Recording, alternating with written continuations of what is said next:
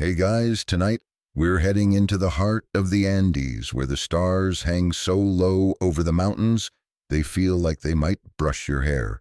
You're standing on a narrow path and ahead of you, lit by the soft hush of moonlight, is a wall. But not just any wall. It's a puzzle of massive stones, each one shaped so precisely, so lovingly, that you can't slip even a knife blade between them. They've stood here for centuries, unmortared, unshaken by earthquakes, rain, or time, and you're about to spend the night among them. Now don't get too confident. These walls were built at oxygen-starved altitudes, without wheels, without steel tools, and if we dropped you there right now and told you to replicate them, you probably wouldn't survive past your first llama encounter. So before you get comfortable, take a moment to like the video and subscribe, but only if you genuinely enjoy what I do here. And while you're at it, post your location and local time in the comments. I love seeing where and when you're all tuning in from. Now, dim the lights, maybe turn on a fan for that soft background hum, and let's ease into tonight's journey together. You've just arrived in a small mountain village. Not the kind in postcards, but one built from earth browns and sky grays, where everything hums at a lower frequency, like even sound has to take a breath in the altitude. Your feet crunch lightly on crushed stone. The walls around you loom quiet and close. No neon, no engines, just the breeze, a distant flute, and stone. These walls, you're told, are older than many empires. They weren't designed for aesthetics or Instagram. Their beauty comes from silence, precise fits, gravity-fed logic, and a refusal to fall. And it's hard not to feel like they're watching you back. The moonlight hits them sideways, casting soft shadows into every seam. At first glance, the wall looks like random shapes shoved together, but the longer you look, the more it organizes itself. This one tapers here, that one bows slightly in. There's no mortar, just the quiet confidence of gravity friction and a kind of ancient politeness between stones. You touch one, it's colder than the air, smooth where countless hands have passed. These were not just walls, they were stages for rituals, boundaries between sacred and everyday markers of sun paths, sound amplifiers, and sometimes just shelter from the wind. Historians still argue whether the earliest examples of Inca stone masonry began in Cusco or further up the Sacred Valley. Some even whisper that the technique might predate the Inca entirely, inherited like a language without a dictionary. You nod. That makes sense. These stones don't feel like they were invented. They feel remembered. You walk a little farther and find a bench carved directly into the wall. A quiet place. You sit.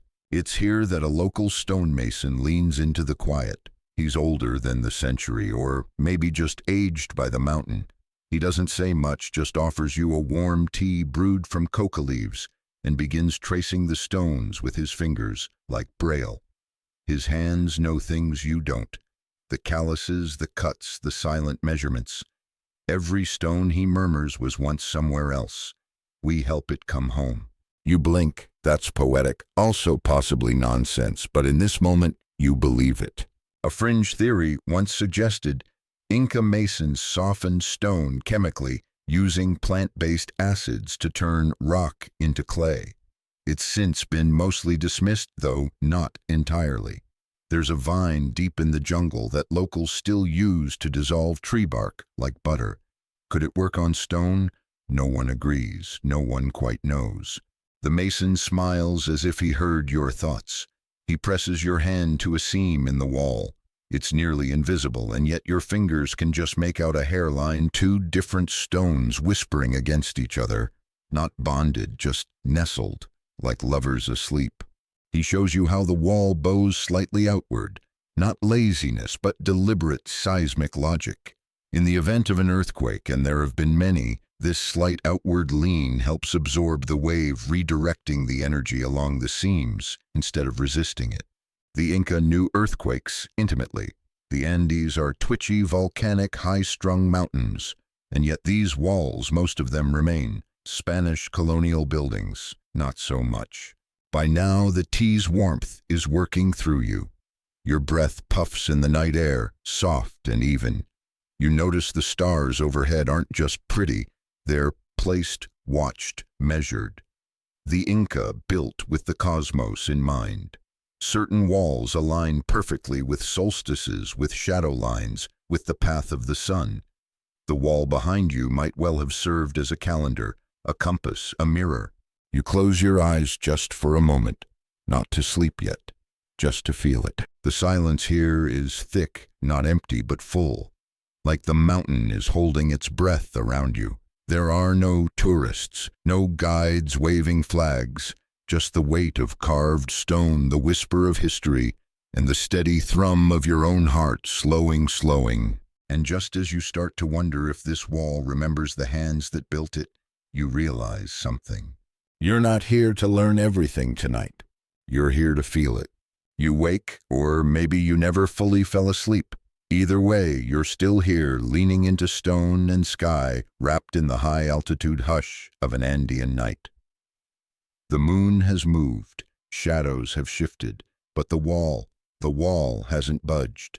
You stretch.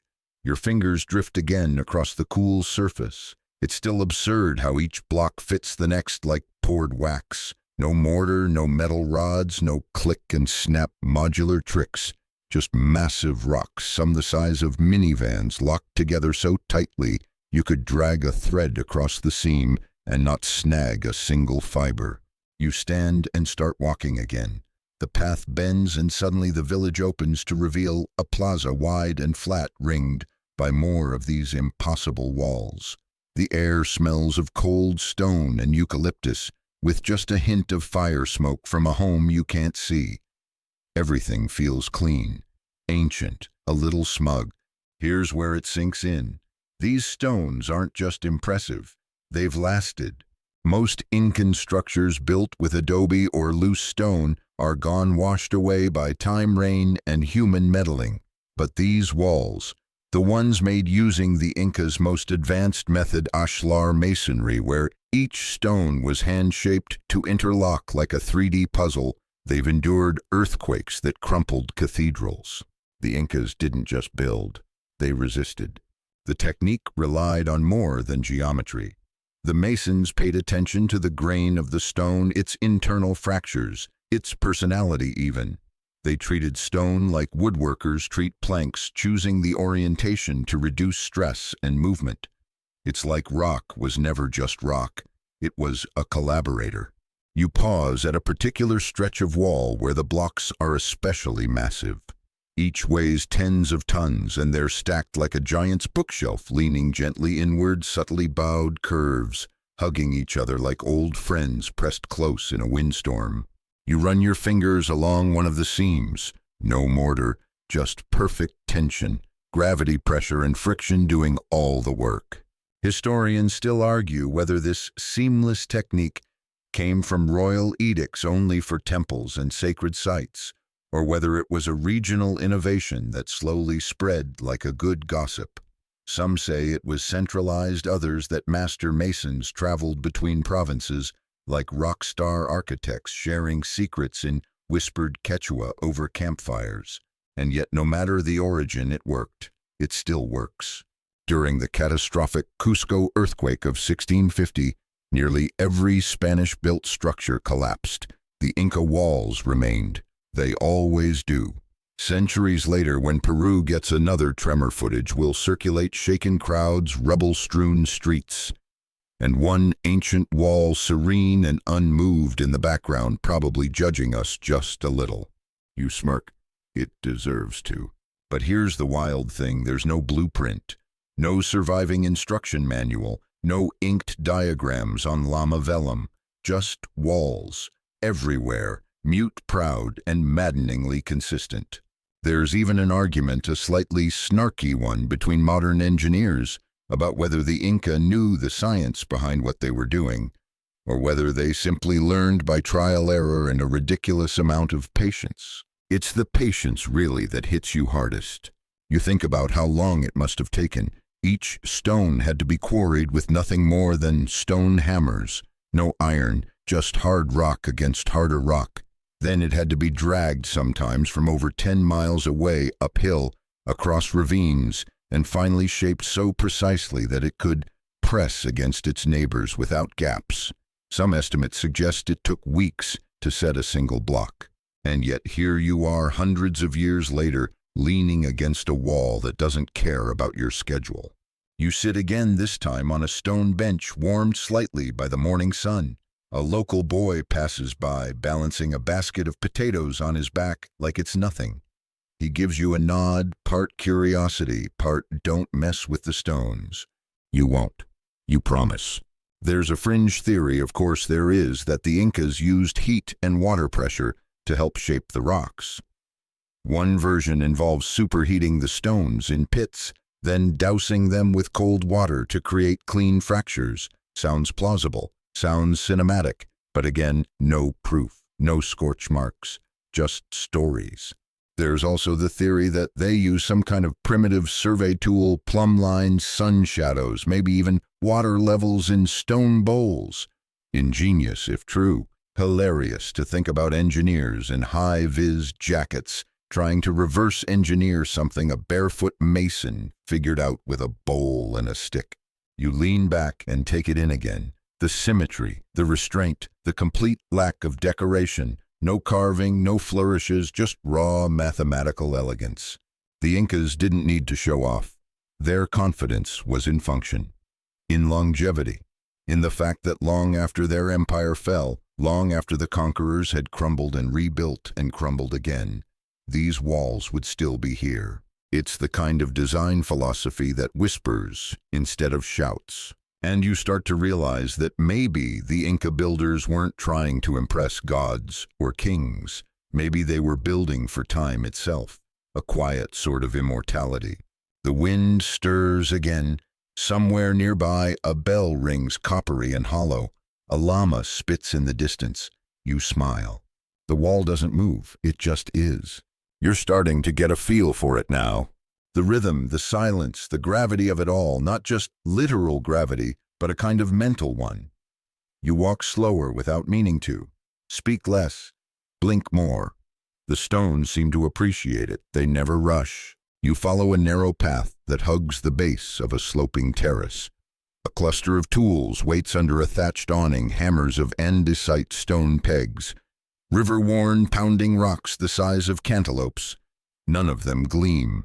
No shiny metal edges here, just raw, pitted surfaces, stained by time and effort. You crouch and pick up a hammer. It's heavier than it looks. Unbalanced. Awkward.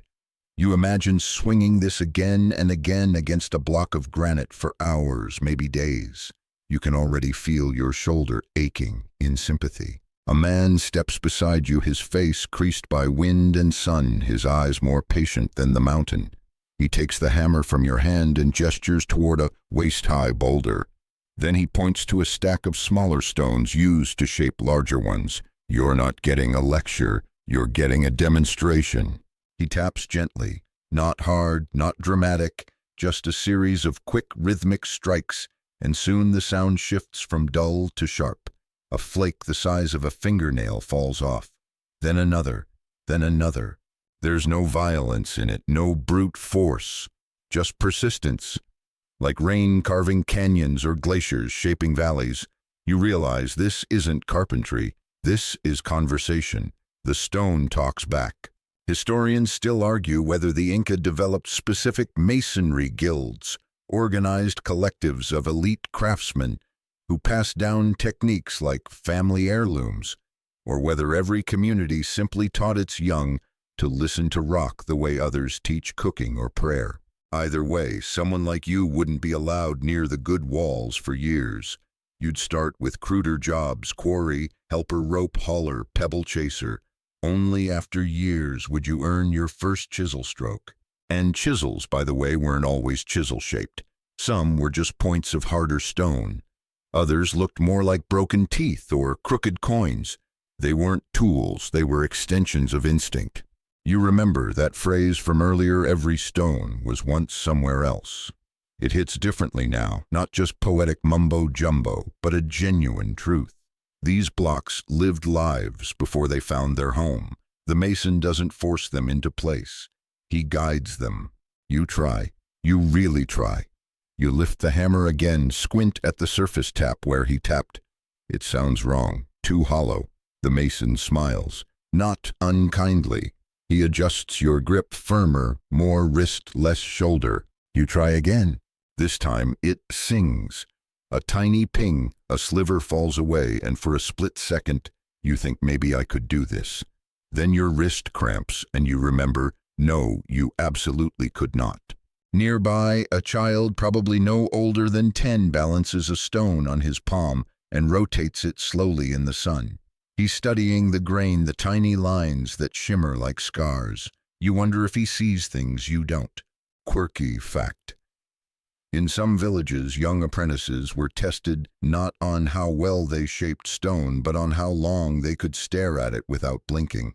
The idea wasn't discipline, it was focus. Some say a good mason could see a block's soul just by watching how the light passed over it. Okay, fringe stuff, but still, you try it. You pick up a smaller rock, turn it over, and let the sun trace its edges. After about 20 seconds, your eyes water. The kid smirks. Fair enough. You shift again, and now you're by a half-finished wall, only 3 rows high, the top row freshly shaved, the base already weathered. It's a layering process. Each course has to be perfect before the next begins, like stacking children's blocks made of anxiety and granite. The mason gestures again. He holds a small rod stone, again not metal. He presses it into the seam between 2 blocks. It doesn't budge, doesn't even rattle.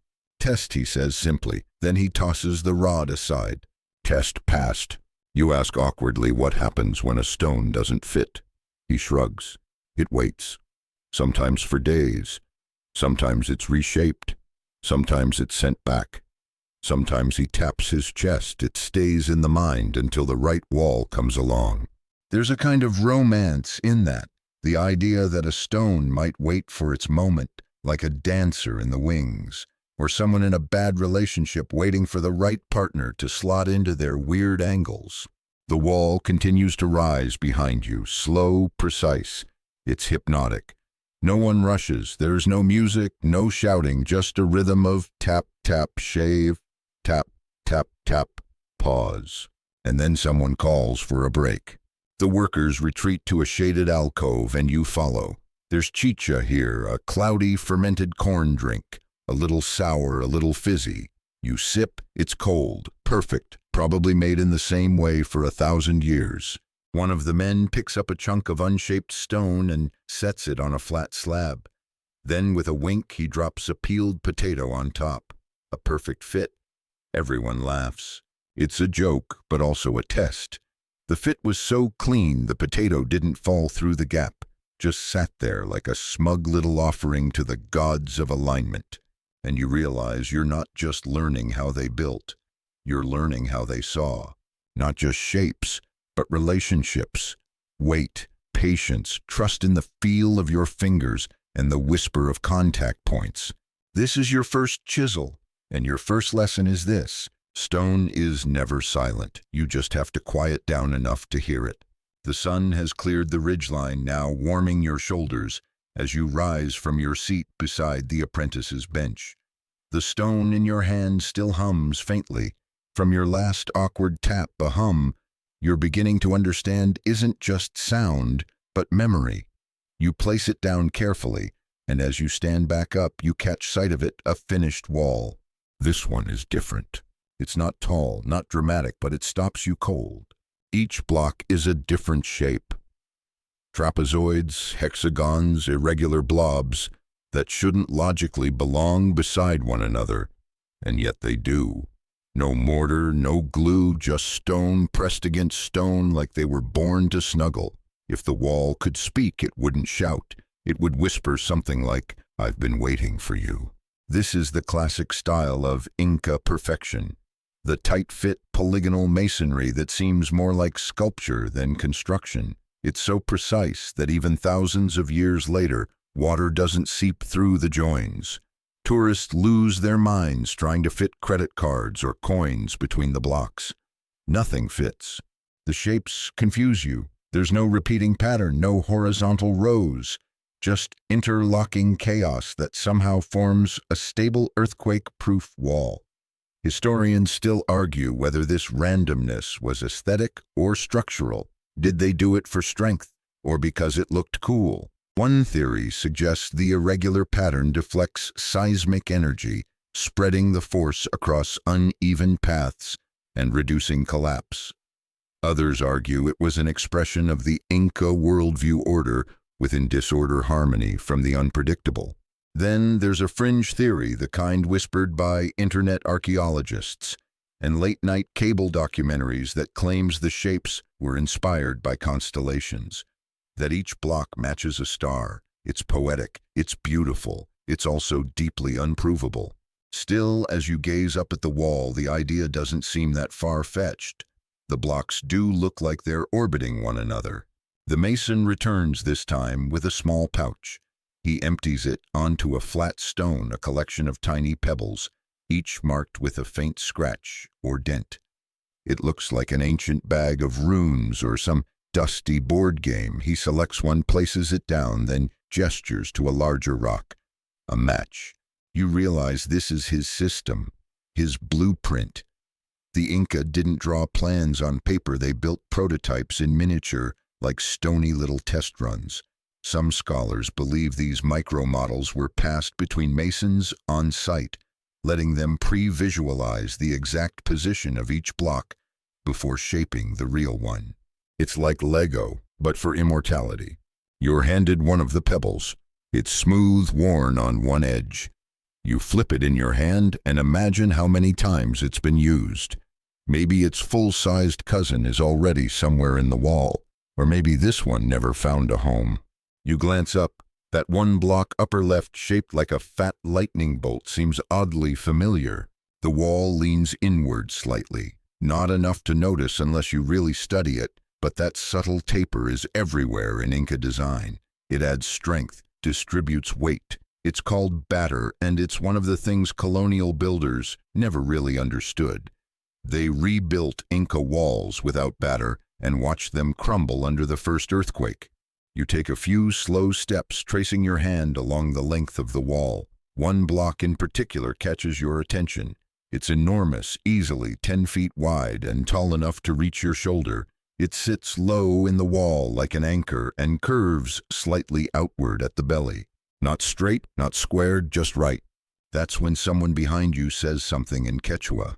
You turn and a young woman points to the block and makes a slicing motion, then gestures like she's dragging something heavy. Ah, this is one of the puzzle stones, a load-bearing core carefully shaved until it locked the wall together. Getting it wrong could ruin everything. You ask how they moved it. She shrugs, then grins. That shrug says everything. No wheels, no horses, just teams of humans, ropes, ramps, maybe some levers. The official story involves brute strength and incredible coordination. The unofficial story, well, maybe the stones moved themselves as some legends suggest. You laugh. She doesn't. Because here's the thing, Inca masons often referred to stones as living beings. They spoke of the rocks being tired or angry, and of needing to feed the stones to coax them into cooperation.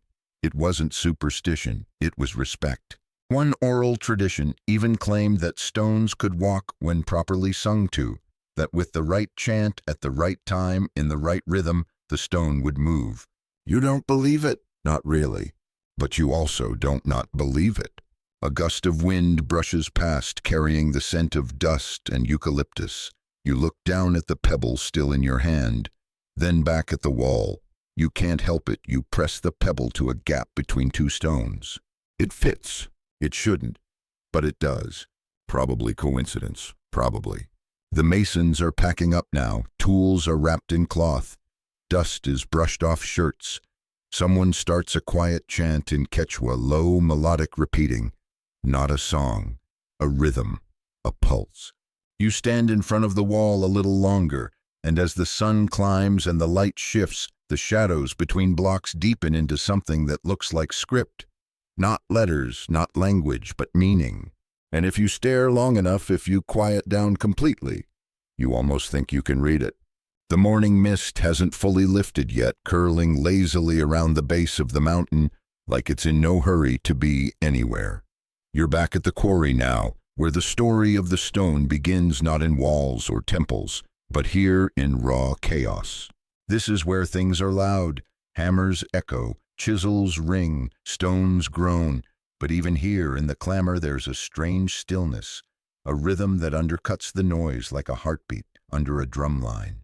You're handed a long, flat stone clearly shaped for something specific. The mason tilts it in the light, examining its edges like a jeweler with a raw diamond.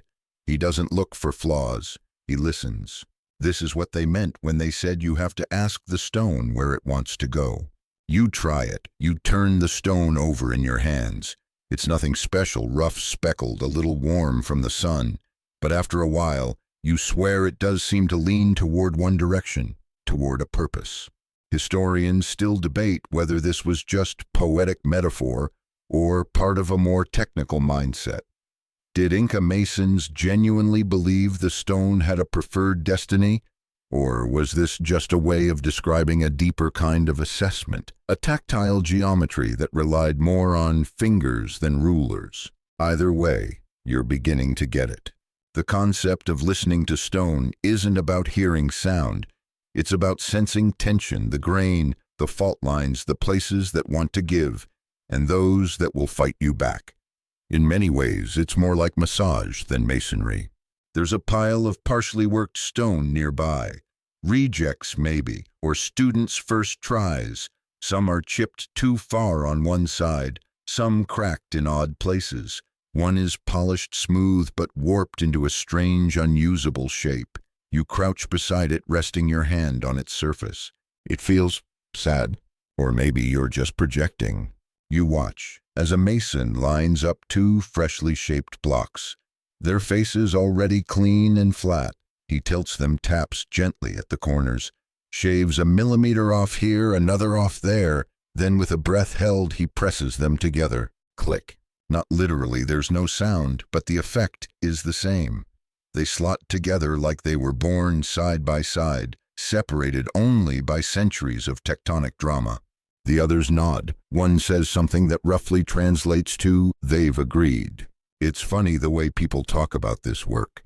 Like diplomacy, like matchmaking. Every pairing is a small negotiation. Some stones are stubborn, others generous. The best masons are the best negotiators, listening more than they speak. A fringe theory once claimed that the Inca used resonant vibration, rubbing the stones with tools to identify their sympathetic frequencies, like tuning forks in a mountain symphony. The idea was that certain stones would hum when properly aligned with others. Again, no hard proof. But that doesn't stop the believers. You watch a group test a newly carved corner by sliding a piece of llama hide between the blocks and pulling. When it tears, not moves, they nod in satisfaction. This is their version of precision when organic material fails before stone gives. You're given another chance to try. A different stone, smaller this time, but still demanding. You tap. It flinches just slightly beneath the strike. You try again. Less force, more finesse.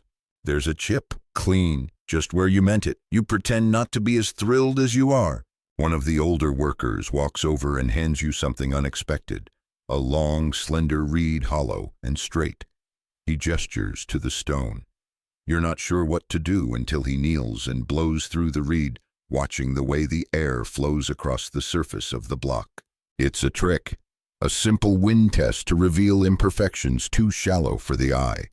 The air whistles unevenly where there's a bump. He marks it with a streak of charcoal and stands. You try, you blow. Nothing happens. He laughs and shakes his head. Apparently even the wind needs practice. There's a growing pile of dust near your feet now. Fine, almost silky. This isn't from crushing, it's from caressing. Every tap that removes a sliver leaves a trail. And somehow it smells faintly sweet, like sun-warmed stone and citrus. You wipe your hands, chalky fingers, a strange pride. A stone nearby bears a curious mark, 3 notches along one side, almost like a tally. It's too deliberate to be random. You ask, and the mason just shrugs. Some say they were maker's marks, not signatures, but little reminders left in the shadowed seams. Others believe they were part of a larger coded system now lost to time.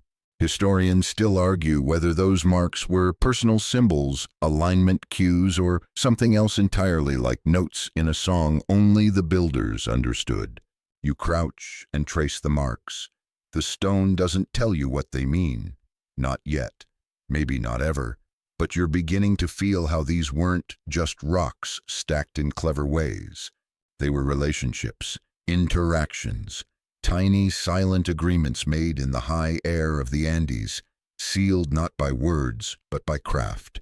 The wind shifts again. This time it's warmer. The day is pressing forward, and the quarry is alive with motion stones, moving tools, clinking bodies, shifting rhythmically in the sun. You take one last look at your imperfect stone. It won't go into a wall today. Maybe not ever. But maybe, just maybe, it's listening now, too, waiting for you to listen back. Your hands are dusted with fine powder now, stone dust, the kind that clings to the cracks in your skin and doesn't wash off easily. You've earned it. You've tapped, tested, listened, and now you're walking slowly alongside another finished wall, one that curves so subtly it almost tricks your eyes. At first glance, this wall is no different than the others, massive, seamless, a quiet miracle of geometry and patience. But as you step closer and trace the edges with your fingertips, you realize something odd. The corners are rounded. Not every corner, just the outer ones. Not chipped or broken. Intentionally softened, as if someone ran the entire structure through a rock tumbler the size of a city. You squint. It's not a flaw, it's a feature. Historians still debate the purpose behind these rounded corners. Was it to deflect earthquake stress, easing pressure points? A symbolic gesture of humility, removing the harshness of a perfect edge? Or maybe it was just a brilliant bit of weatherproofing. Rain can't linger long on something without a sharp lip. One theory, popular among more romantically minded scholars, claims the Inca rounded corners to reflect their reverence for nature. No straight lines in the mountains, after all. No harsh 90-degree turns in rivers. No true cubes in the wild. The world itself is curved, sloped, imperfect. So why shouldn't their buildings be? You lean into the wall, pressing your cheek against one of the curves. It's cool and faintly concave, like the inside of a bowl. The stone hugs your face gently. You feel a little ridiculous, also oddly comforted. A group of school children walks by, following a guide who's waving a battered folder. She points at the curves, nodding seriously, then says something that makes the kids giggle. You don't catch the words, but one of them points at a stone that vaguely resembles a potato. Everyone laughs harder. Apparently there's a local joke that the masons made certain blocks resemble tubers or guinea pigs for good luck. Most likely nonsense, but it's the kind of nonsense that sticks. You step back and take in the wall as a whole. The rounded corners aren't obvious unless you're looking for them, but once you see them, you can't unsee them. They soften the structure, make it feel less like a fortress, more like a sculpture. Some of the best examples of this style are found in places like Coricancha, the Temple of the Sun in Cusco, where the curvature is especially pronounced. There, the rounded corners gleam under sunlight like polished armor. Spanish colonial buildings were later built directly atop those walls, awkwardly, crudely, like knockoff clothes on a tailored frame. Those upper structures have mostly fallen apart. The curves remain. You find another one of those tiny marks, this time a spiral barely scratched into the base of a stone. You crouch to examine it, and as you do, the wind changes again. A dry breeze rolls down from the higher slopes, bringing the faint scent of lichen and high-altitude pine. Someone once theorized half-jokingly that the rounded corners helped prevent injury when llamas inevitably rammed into things. You laugh a little too loudly at that one. The idea of ancient engineers going, "Yeah, let's llama-proof this one," is weirdly delightful. More serious voices argue the corners had a cosmic significance, that they aligned with ceremonial roots, guiding processions with subtle visual cues. Others insist the curvature was a result of necessity. Corners take more damage during seismic activity, so why not remove the weak point entirely? All these theories, all these debates, and the wall doesn't care. It curves because it was meant to. You walk along the length of it, trailing your hand as you go. It's like following the edge of a river, not abrupt, not artificial. The turns feel earned. You catch a glimpse of your reflection in a particularly smooth patch, warped slightly like you're peering into an ancient funhouse mirror. At the end of the curve is a doorway. Not framed, just a trapezoidal cutout, the classic Inca shape, wider at the base than at the top. More stable, more wind-resistant, more, well, Incan. Every doorway like this feels like an invitation and a dare at the same time. You step through. Inside is a shadowed chamber. The floor is stone. The walls curve inward slightly, just like the exterior, and every seam is still tight. The acoustics shift. Your footsteps no longer echo. The sound dies in the corners, swallowed by the architecture. This, too, was deliberate. Incan masons weren't just builders. They were designers of silence. Some researchers suggest the curved corners help create a kind of auditory dampening. Sacred spaces needed quiet, not just for respect, but for focus. You weren't supposed to speak loudly here. The room itself discouraged it. You sit in the chamber's cool belly and close your eyes. It smells like dust and stone and something sweet, maybe dried herbs burned in a ceremony long forgotten. There's a rustle behind you and a mason slips in, nods once, then steps to the wall. He presses his fingers into one of the rounded joints and hums just once. A note, a test. The stone answers with a silence so deep it hums back. And you get it. You really do. These weren't just walls. These were instruments, spaces designed to make silence feel like a sound. Curves shaped not by laziness or whim, but by deep, practiced listening. You open your eyes. The room is unchanged, quiet, still. But now you know to listen to the corners, not just the walls. By now the day has fully arrived, the kind of crisp highland sunlight that makes the stones look even more unreal than they did at dawn. Every seam gleams slightly. The air smells cleaner, somehow thin, but sharp, like it's been strained through 5 layers of mountain. You've made your way to a high ridge, and now you're standing at the edge of a structure that isn't a room or a plaza or a wall. It's something else entirely. A temple, you think, but not the kind with pews or pulpits. This is sacred in the way a sundial is sacred. It's called Inti-Watana, the hitching post of the sun. The name alone is worth the trip. Before you stands a carved stone outcrop, roughly waist height, rising from a large flat base. It doesn't look like much at first glance, but if you tilt your head just right, catch the angle of the sun, you'll see it. Shadows, lines, geometry disguised as natural shape. This is a solar clock, a calendar, a cosmic tool cut from living rock. No gears, no sand, just angles and sunbeams and a deep, deep understanding of time. Historians still argue about the exact function of the Inti-Watana stones, whether they were observational instruments, ceremonial altars, or perhaps even places where Incan priests tethered the sun during solstices to keep it from vanishing entirely. As usual, there's very little written evidence, but the placement unmistakable. Stand in the right place on the right day of the year, say the winter solstice, and the sun will cast a precise shadow from one notch to another, ticking off celestial time in silence. You crouch near the post and touch its edge. It's been smoothed by generations of hands, by wind and ritual. The stone here is not fitted from elsewhere. It was carved in situ, shaped from the bedrock itself. This wasn't a wall, it was a thought permanently etched into the earth. You lean closer. The cut is so clean, the angle so sharp, it feels like the stone was peeled instead of carved. A local guide nearby tells you that this site, like many others, was used during Inti Raymi, the festival of the sun. Priests would perform ceremonies here, reading the shadows, asking the sun to return after its longest sleep. No torches, no fireworks, just quiet words, careful angles, and an entire empire watching the sky like a slowly opening eye. You sit cross-legged on the ground. Around you, the temple's low walls follow gentle curves, echoing the shape of the surrounding mountains. This was intentional. The Incas built with context. They didn't impose on the landscape. They listened to it. And when they found a spot that felt right, they didn't just build near it, they built into it.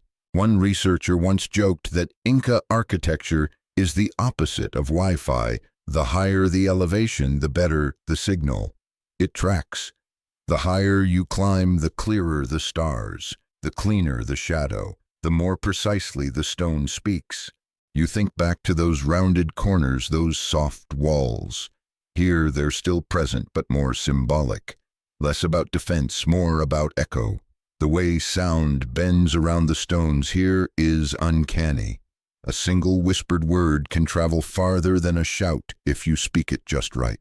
A fringe theory insists that some temple sites were used for acoustic experiments, that the Inca knew how to bounce sound in sacred frequencies.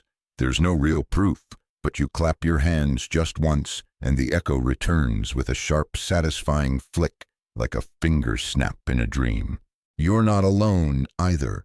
A small group of visitors sits nearby, local students judging by their uniforms. They're not taking selfies, they're silent, watching the sunlight crawl slowly across the platform like a golden snake. One of them speaks softly in Spanish, El sol sabe cuándo quedarse. The sun knows when to stay. You don't interrupt. You walk around the base of the post and see how its corners align with the cardinal directions, north, south, east, west. No compass used, no magnetic trickery. Just years of watching, studying, adjusting, making the stones match the sky. And here's the detail that catches you off guard.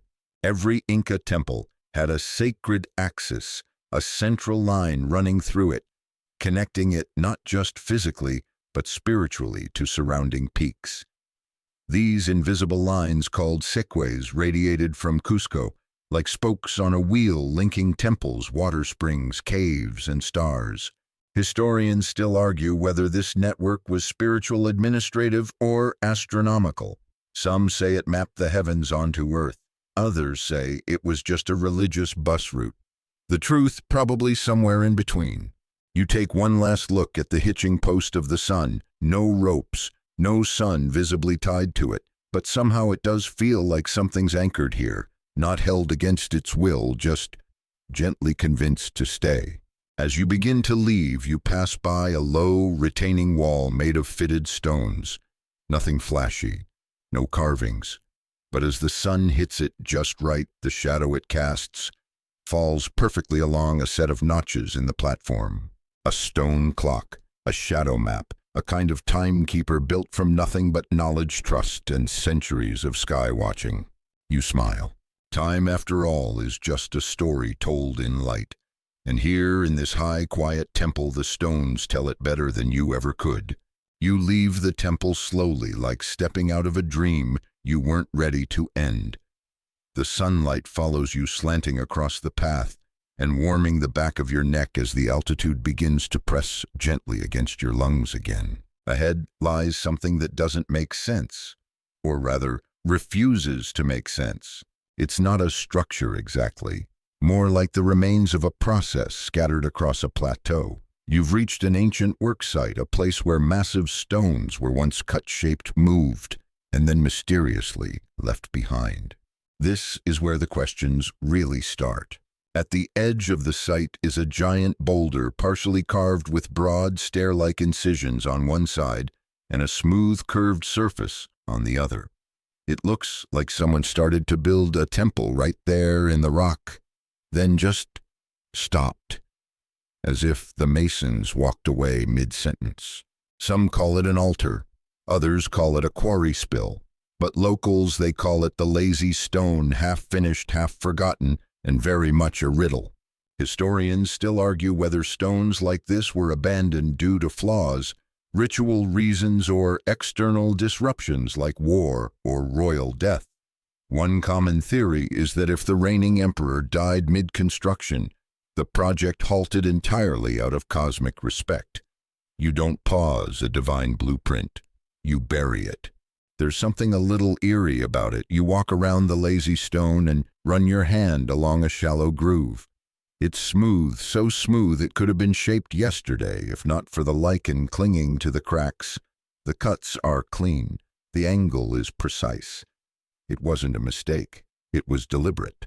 But what really grabs you is what lies beyond a faint, worn path leading down the mountain, narrow, deeply grooved in places like it's been scraped by centuries of dragging. Here at last is the question that everyone asks, and no one can fully answer. How did they move the stones? Some of these blocks weigh over 100 tons. They came from miles away, some from quarries on distant ridges, others from down in the valley. And yet there they are, not rolled, not wheeled, dragged. The Inca had no wheels, no beasts of burden strong enough to haul this kind of weight uphill. No pulley systems, just people.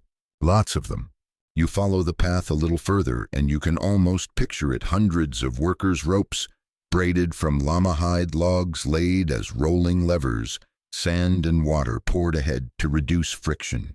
A line of humans moving to a chant step by step, inch by inch, as a single boulder inches forward like a sleeping god being coaxed into motion. One fringe theory suggests the use of vibrations pounding the ground rhythmically to float the stone forward. Another claims the stones were sung into motion with resonance frequencies. There's no proof, but it's a nice thought. More grounded theories speak of stone sleds runners made of hardwood and greased with llama fat pulled along engineered paths by hundreds of men. There's even evidence of switchback ramps and carved grooves in the rock face, forming ancient logistics networks far more complex than we tend to imagine. You sit down on a flat stone overlooking the slope. Imagine it, a crew of 500, a chant in perfect rhythm, dozens of handlers on each rope, the boulders shuddering forward by mere inches, but always forward. One mistake and someone's crushed. One knot slips and it's over. You sip from your canteen and suddenly feel very modern, very small. At the foot of the hill is a partially buried block, its edge chipped, its side dark with age. It looks like it simply gave up halfway. Maybe it did, or maybe it was sacrificed, left behind to appease the mountain. The Inca believed in Apu, the mountain spirit. Maybe the stone didn't want to move. Maybe the mountain didn't want it to.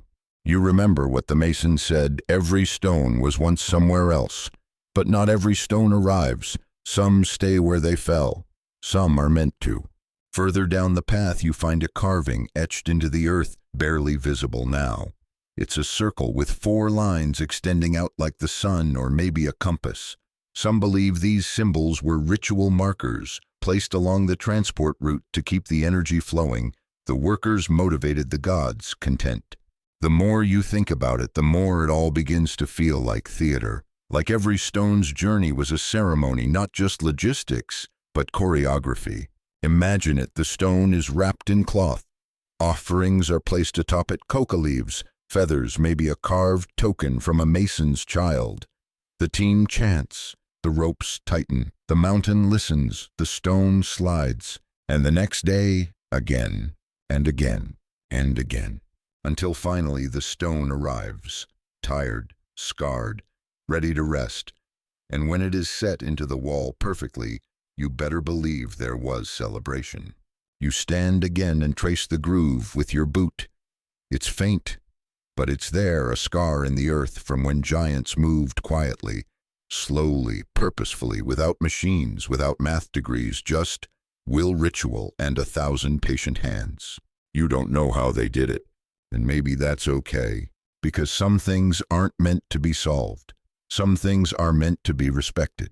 You're back on flatter ground, now your legs still buzzing from the descent, and the stone path levels out into a sweeping open space. You're not sure if it's a fortress, a temple, or a riddle, but whatever it is, it's called Sacsayhuaman.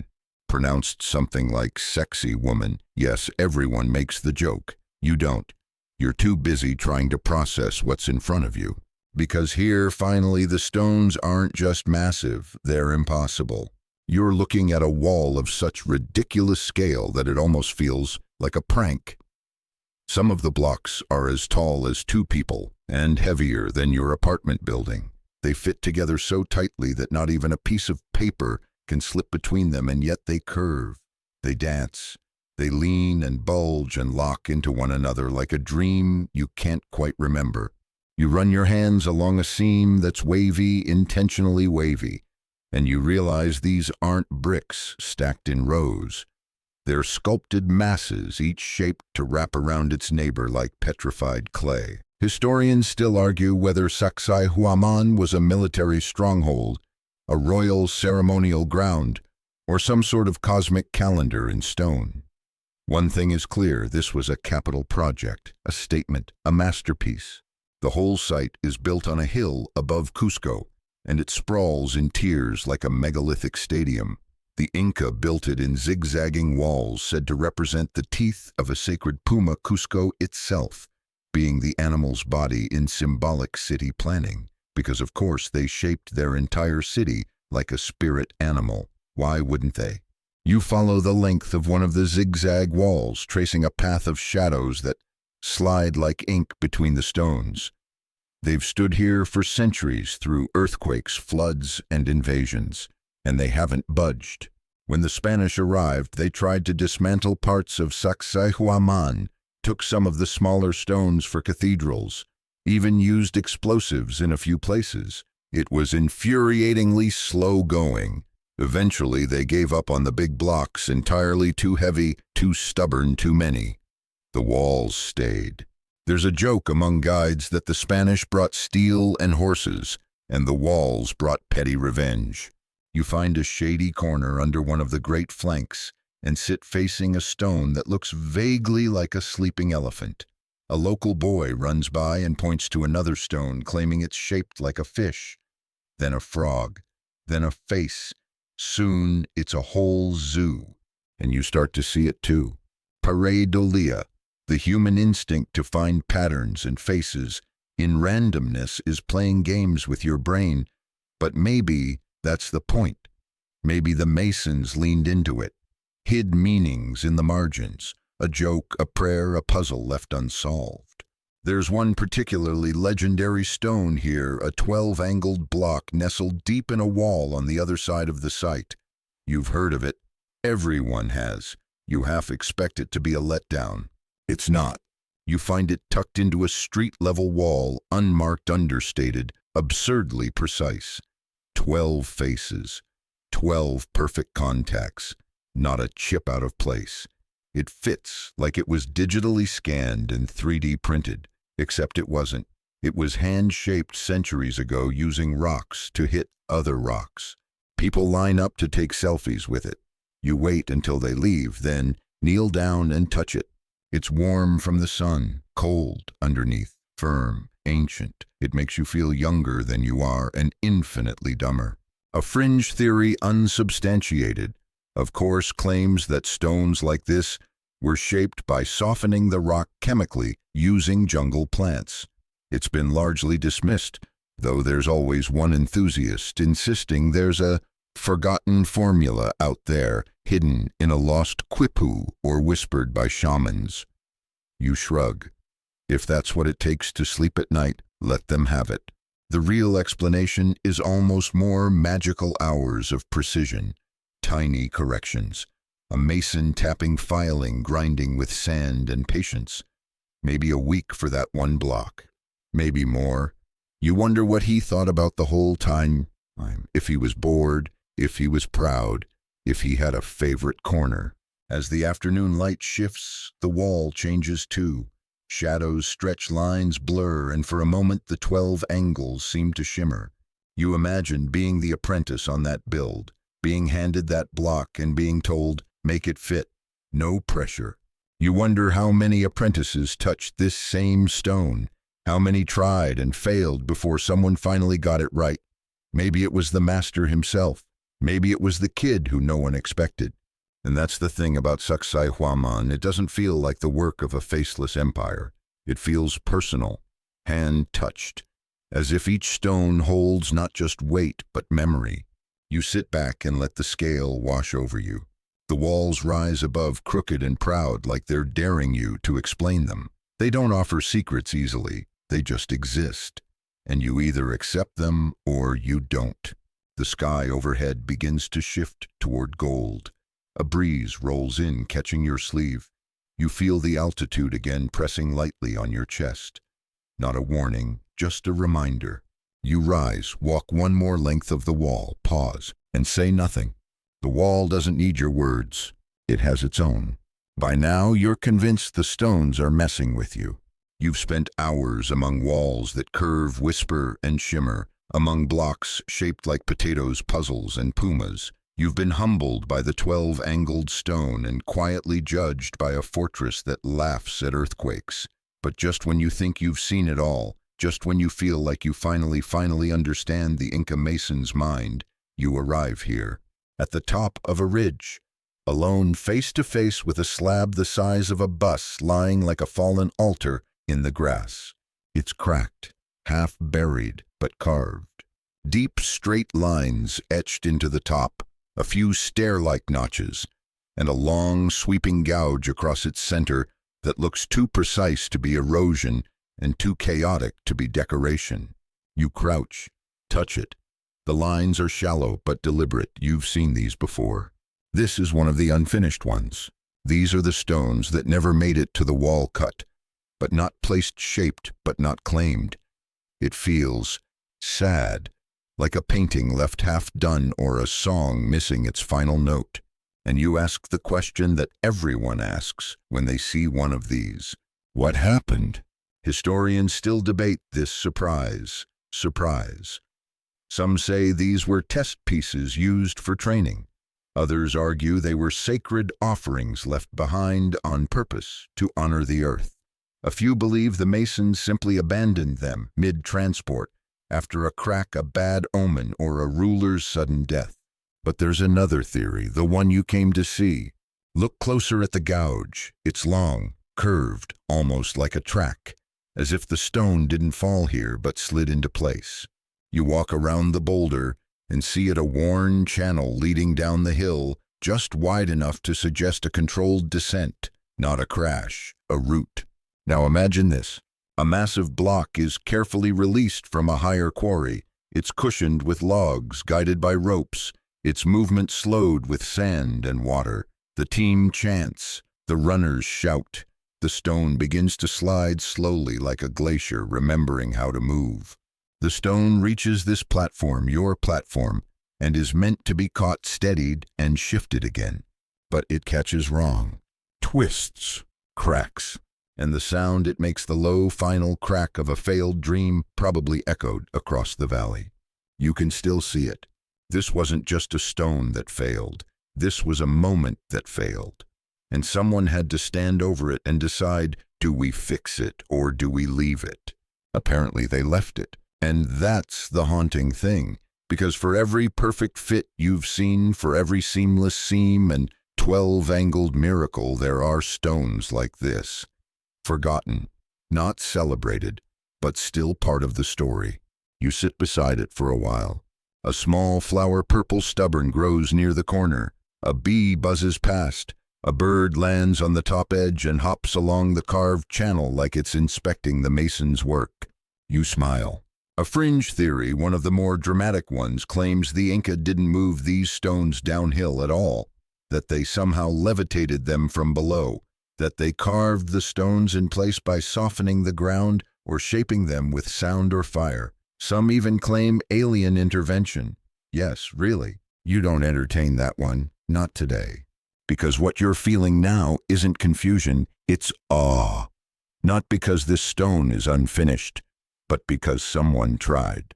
And someone stood over this broken mass, brushed their hands clean, and probably sighed the biggest sigh in the Andes before turning to do it all again with the next block. You glance up the hill. The track continues winding back toward a cleft in the mountain. If you squint, you can see the next platform, another stop in the stone's journey. This place wasn't just a quarry, it was a conveyor belt of miracles. And now you see the logic in it all. The idea wasn't to move the stone from point A to point B. It was to move it step by step.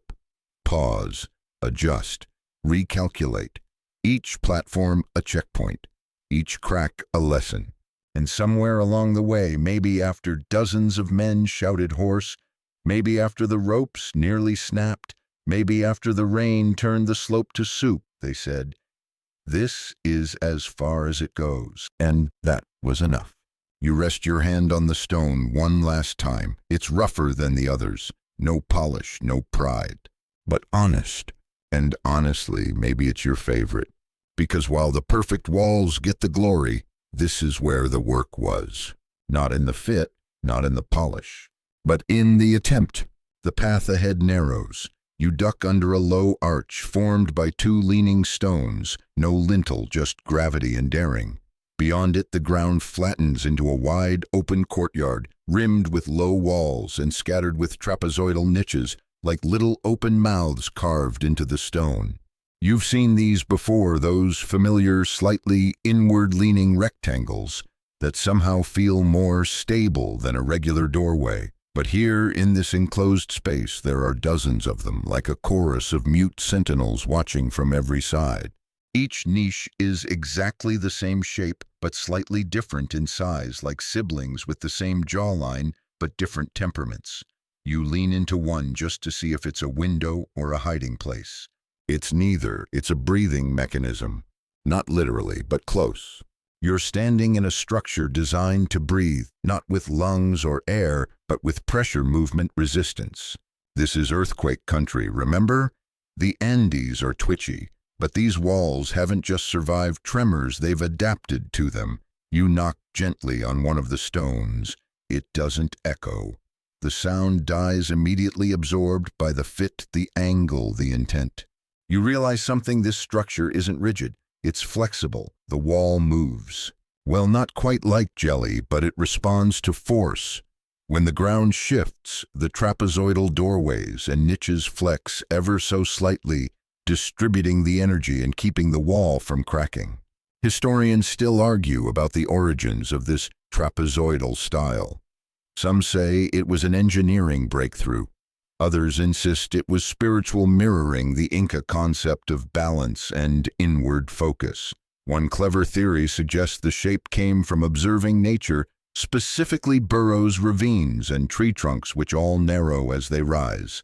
You step back and look again. The niches do feel organic, like they grew out of the rock rather than being carved into it. And they're not just architectural, they're ritual. Some of these held mummies, bundled ancestors wrapped in layers of cloth, seated upright watching. Others held idols or tools or small offerings to the mountains and the stars. Each niche had a purpose, a tenet, a memory. You lean into one and imagine being the object inside. Cool stone behind your back, wind outside, a million stars above. You wouldn't feel trapped. You'd feel honored. Further down the wall, you find a narrow opening, one of those trapezoidal doors, low and wide, that seems to invite you to duck and enter. You do, instinctively. There's something about this shape that feels safe. Inside, the light dims. The temperature drops. The sound thickens. You're in an inner chamber now. No windows, just smooth walls, a polished floor, and more niches. The kind of place where sound doesn't echo. It pauses, like it's considering what you said before, deciding whether to respond. You speak softly. Just one word. Your name, maybe. The stone doesn't answer, but it hears you. There's a fringe theory that says the Inca designed these rooms to resonate at specific frequencies that could influence emotions, alter perception, or even facilitate contact with the divine. Again, no real proof. But as you stand there, surrounded by geometry, silence, and faint mineral scent, you wouldn't be shocked if it were true. You sit in the center of the room.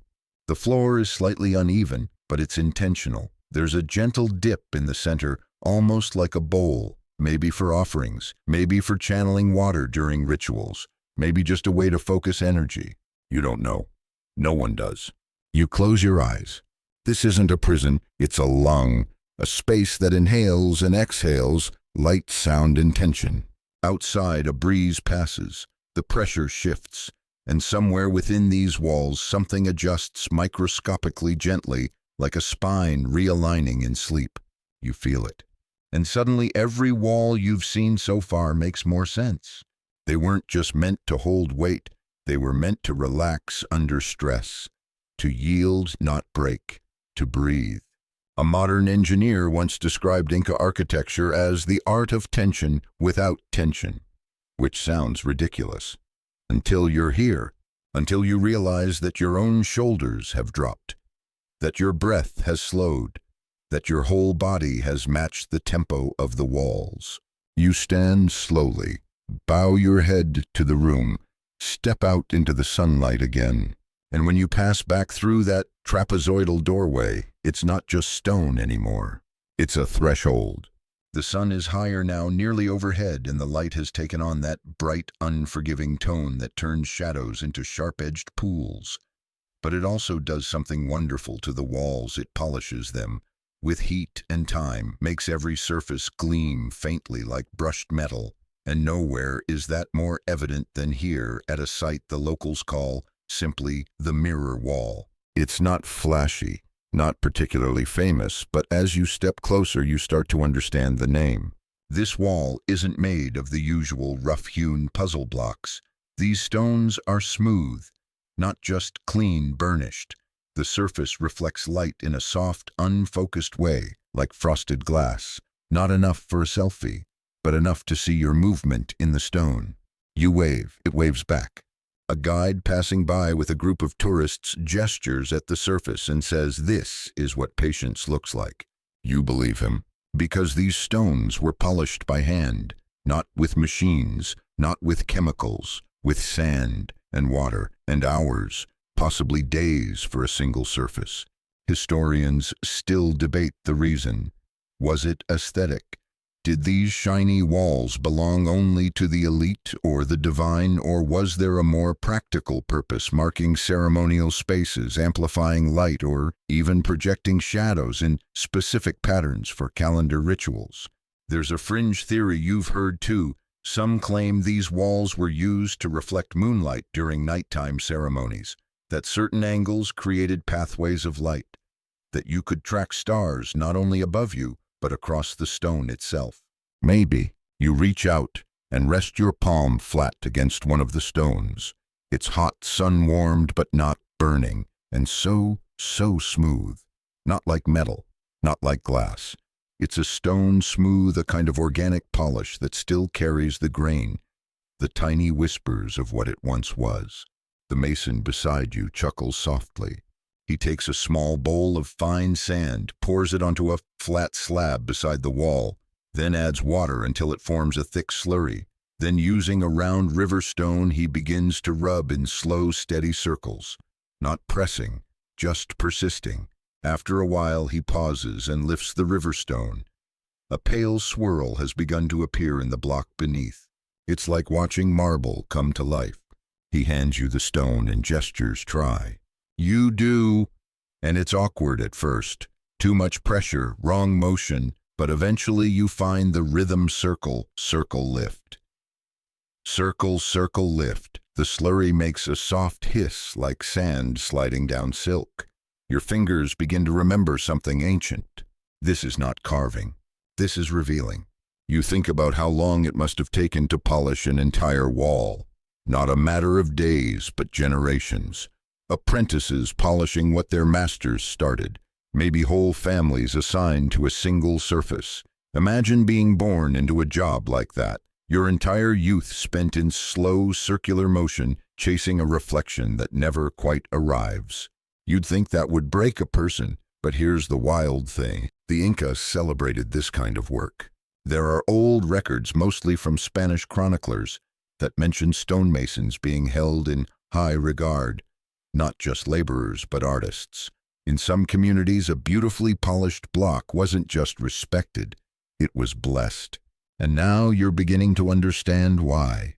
Because this isn't about finishing a job. It's about leaving a trace. Not a signature, not a flourish. Just a surface that says I was here and I had time. You step back. The mason wipes his hands and pours water over the wall, just a little. It runs down in rivulets, catching sunlight like it's washing a mirror, and for the briefest moment you swear you can see the sky reflected in the stone. Cloudless, blue, impossibly still. A woman nearby whistles low. Someone else claps. Not for the wall, for the patience, for the fact that humans can in fact choose to go slow. You sit nearby and let your hands rest. Your fingers are raw, a little red, but they don't hurt. It's a different kind of fatigue, earned, not spent. A child walks past and rubs their sleeve against the stone, laughing at the faint smear it leaves. The mason frowns gently, then wipes it clean with a wet cloth. The wall glows again. You look down at your reflection, barely there, just a shimmer, a presence, not a portrait, a suggestion. And you realize this was never about seeing yourself. It was about being seen by something that remembers. Because stone doesn't forget the touch. Not after that many circles. Not after that many years. The next wall you visit doesn't shine, it doesn't curve, doesn't echo, doesn't mirror the sky. In fact, if you didn't know better, you might walk right past it. It's rough, almost crude. Smaller stones, irregular shapes laid together in a kind of bumpy mosaic. There's no polish, no perfect fit. Gaps are filled with pebbles and dirt. Some of the blocks even wobble slightly under your touch. You frown, until you look closer, because here, in the quiet shade beneath a sloping overhang, lies one of the most overlooked truths of Inca construction. Not all walls were built to dazzle. Some were built to disappear. This is sandstone, not the hard, unyielding andesite of the temples, but a softer, more workable stone, easier to cut, easier to stack, easier to forget.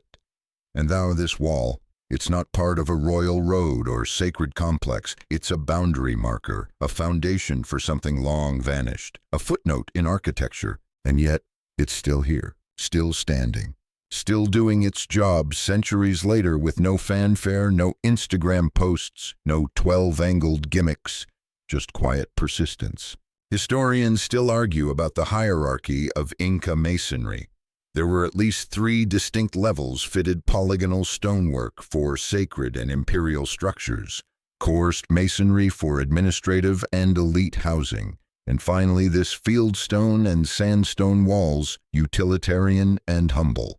You sit on a low stone beside it and run your fingers across the surface.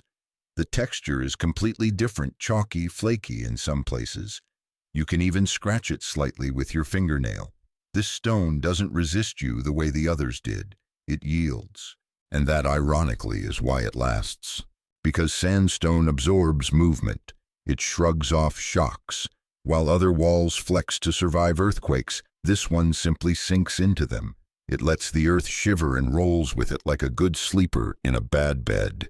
A local man nearby, the caretaker, maybe leans on a stick and watches you with a kind smile. He says something in Quechua and taps the wall. You ask for a translation. It's not pretty, but it's strong. A fringe theory, charming but mostly rejected, once claimed that the Inca used color theory in their stone choice, that sandstone walls were placed to rest the eye, offering visual breaks between gleaming surfaces, like architectural palette cleansers. No evidence supports that, but sitting here you kind of get it. This wall does rest you. It doesn't demand admiration, it just is. A bird flutters past and you watch it land in a small cavity near the top of the wall. A nest.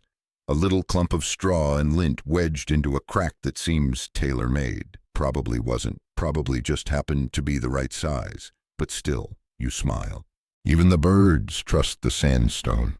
There's something comforting in that. You walk the length of the wall, noting the way it curves slightly downhill. It doesn't fight gravity. It leans with it, accepts it. A few weeds grow at the base, their roots burrowed into the seams. In any other setting, that would be a problem. Here it just looks right. You pass a doorway, collapsed now. The lintel stone lies nearby, half covered in moss. You brush it clean and find a set of shallow chisel marks, simple and even. Someone cared even here, even on the cheap wall. And suddenly it clicks. This wasn't sloppiness, this was efficiency. A different kind of genius. Knowing when to use the hard stuff and when not to waste it. Knowing that a sacred site needed surgical precision, but that a granary, a stable, a servant's quarters, those needed function over flair. It's not unlike cooking. Sometimes you need gold leaf, sometimes you need potatoes. You sit again feeling the grain of the sandstone under your palms. It's warm now, baked by the midday sun. Crumbly in places, but still solid, still grounded. Somehow it feels more honest. Because perfection is easy to admire, but endurance, that's harder. And this wall, unphotogenic and ignored, is still here, still holding the line, still keeping the roof of a long-gone home from collapsing all the way. A girl walks by and barely glances at it. You hope she gets to sit by the mirror wall someday, but also this one, especially this one, because not every story needs to be legendary, not every block needs to gleam. Some stones are here to shine, others are here to stay. It's later in the afternoon now, and you've wandered back toward the main plaza of a ruined city. Though ruined hardly feels accurate. The foundations are intact, the walls are straight, and the stones, well, they're doing what they've always done, sitting, watching, fitting. But something's different about this particular wall. You notice it right away. No rows, no courses, no two stones the same. This isn't just precise, it's playful. Each block here is shaped like a riddle. Fat trapezoids, sharp pentagons, lopsided hourglasses. All of them slot together like a jigsaw puzzle designed by someone who resented straight lines. You've heard this style called many things, but one description stands out in your memory. Lego for the gods. And it fits. You half expect to see a child emerge with a tiny stone wheelbarrow clicking the blocks together with a satisfying thunk. But that's the thing, these blocks don't repeat. There's no template, no duplication. Each one was shaped for its exact place. Each curve, each notch, each bulge carefully planned to interlock with the rest. You couldn't replace any single block without rethinking the entire wall. Historians still argue whether this was a kind of master puzzle-building exercise, whether the masons used this complexity for seismic resistance or simply because they could. Some think it was part of an elite mason's signature style. The more complex the fit, the more prestigious the build. And it makes sense, because this isn't just engineering. It's art. You step closer and begin tracing the seams. They snake around each other, diving and rising like lazy rivers. Not a single right angle, not a single gap. And then you see something strange. One of the stones has three sides that curve inward, forming a kind of hourglass. It nestles perfectly between two blocks that flare out in opposite directions. Somehow the tension of their combined weight locks the whole configuration in place. It's stonework behaving like basket weaving. You kneel down, running your fingers along the junction, trying to find the logic. The more you search, the more you realize logic didn't build this wall. Fluency did. These masons weren't doing math. They were speaking stone. A fringe theory claims the Inca developed a system of muscle memory masonry, where an apprentice, after years of watching and shaping, could feel what shape a block needed to be. No drawings, just instinct. You doubt that was all there was to it.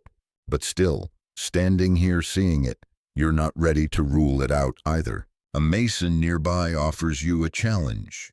He sets down a few small carved wooden blocks, replicas of Inca shapes used in a training exercise. He mixes them up and gestures toward an empty frame. Fit them together. You grin. Easy. It's not. You try 3 combinations, 4, 5, nothing works. The final block won't slot in. You rotate it, flip it, start over. The mason watches without judgment, arms crossed, face serene. You glance up. He shrugs. The stone chooses the order. You laugh, then you finally get it. It's not about solving the puzzle from start to finish. It's about starting with the block that wants to go first. Every shape depends on the ones before it. Like trust, like choreography, like a long unbroken conversation. You sit back on your heels and stare at the real wall again. You wonder how long it took, not just to shape the blocks, but to decide on them. Was there a lead mason who dictated the pattern, or was it a collaborative dance? A group of hands, each offering an edge, a curve, a solution. Historians still argue whether these patterns held hidden meanings, whether the layout formed visual metaphors, mountains, animals, stars. Some claim the stones represent constellations, with the wall acting as a celestial map. Others scoff. But you see it, not with your eyes, with your gut. You look up and realize something else. The wall isn't perfectly vertical. It leans inward slightly, a signature Inca trait. This creates stability. It also makes the wall look taller from a distance, more impressive, more timeless. It's another trick of perception, and it works. As you stand again, a low whistle passes through your lips, without meaning to. The wall seems to catch it, hold it, then let it go. You find yourself smiling, because this isn't just architecture. It's play, serious play, the kind that takes years, the kind that lasts centuries. You take one last look and think it would take you a lifetime to build something this complex, and you'd be proud to fail at it. You've left the city center now, wandering into a quieter part of the ruins, where grass grows thick between stones, and the air feels heavier with moss and memory. The paths are less defined. The walls here aren't pristine. Some lean awkwardly. Others look like they've tried and failed to stand upright for too long. And then you see it. The llama toe. You weren't ready for this. No one ever is. It's a block of stone, weathered and gray, halfway embedded in a low wall. But what catches your eye isn't the shape or the fit. It's the protrusion. A weird little nub of stone jutting out at a ridiculous angle, curled just enough to look like a hoof. A stubby, slightly pathetic, undeniably llama-like hoof. You pause, stare. Couldn't be. But yes, here it is, infamous among fringe theorists and meme accounts alike, the so-called llama toe stone. A feature so oddly specific, so biologically suggestive, that people have written entire blog posts about it. Is it a coincidence? A joke? A mistake? Historians still argue whether this lump of stone is a mason's mark, a structural function, or just a fluke of the chisel. Some believe it was left deliberately for good luck as a visual pun, or as a symbol of the sacred animal itself. Others think the mason simply missed a bit and decided, you know what? That can stay. You walk around it, tap it gently. The stone doesn't budge. The toe is real, solid, proudly ridiculous. And here's the thing, it's not alone. As you explore deeper into this quieter section, you find more of them. Not actual toes, but odd bumps, curious bulges, spirals, knobs and stubs, little flourishes that don't seem to serve any structural purpose. They stick out at random, like the wall had a passing thought it never finished. Some resemble animals, a snake's head, a turtle shell, even what might be a guinea pig's back end. Others are more abstract. Whirls, spirals, faint grooves in seemingly unnecessary places. You laugh. You can't help it. The Inca had a sense of humor, or at least they had the freedom to let a wall be more than just a wall. These weren't mass-produced. Every block was hand-shaped, sure, but every now and then, it seems someone let themselves have a little fun. You sit beside a low bench built from two wide stones, the back support featuring a rounded bump that's clearly deliberate. You lean into it. It fits the small of your back perfectly. Oh, it's lumbar support. That's not just design, that's ergonomics, that's Inca chiropractics. Hundreds of years before anyone coined the term, some mason thought this stone should feel good to lean on. A fringe theory claims that certain shapes and bumps were part of tactile communication meant to be felt more than seen, like Braille. except instead of letters, the bumps conveyed sacred ideas, animals, or calendar cues. There's zero proof, but your back feels better, so you let it slide. You think about all the walls you've seen so far, the polish, the precision, the profound mathematical elegance, and then this goofy, lovable protrusion pretending to be a llama toe.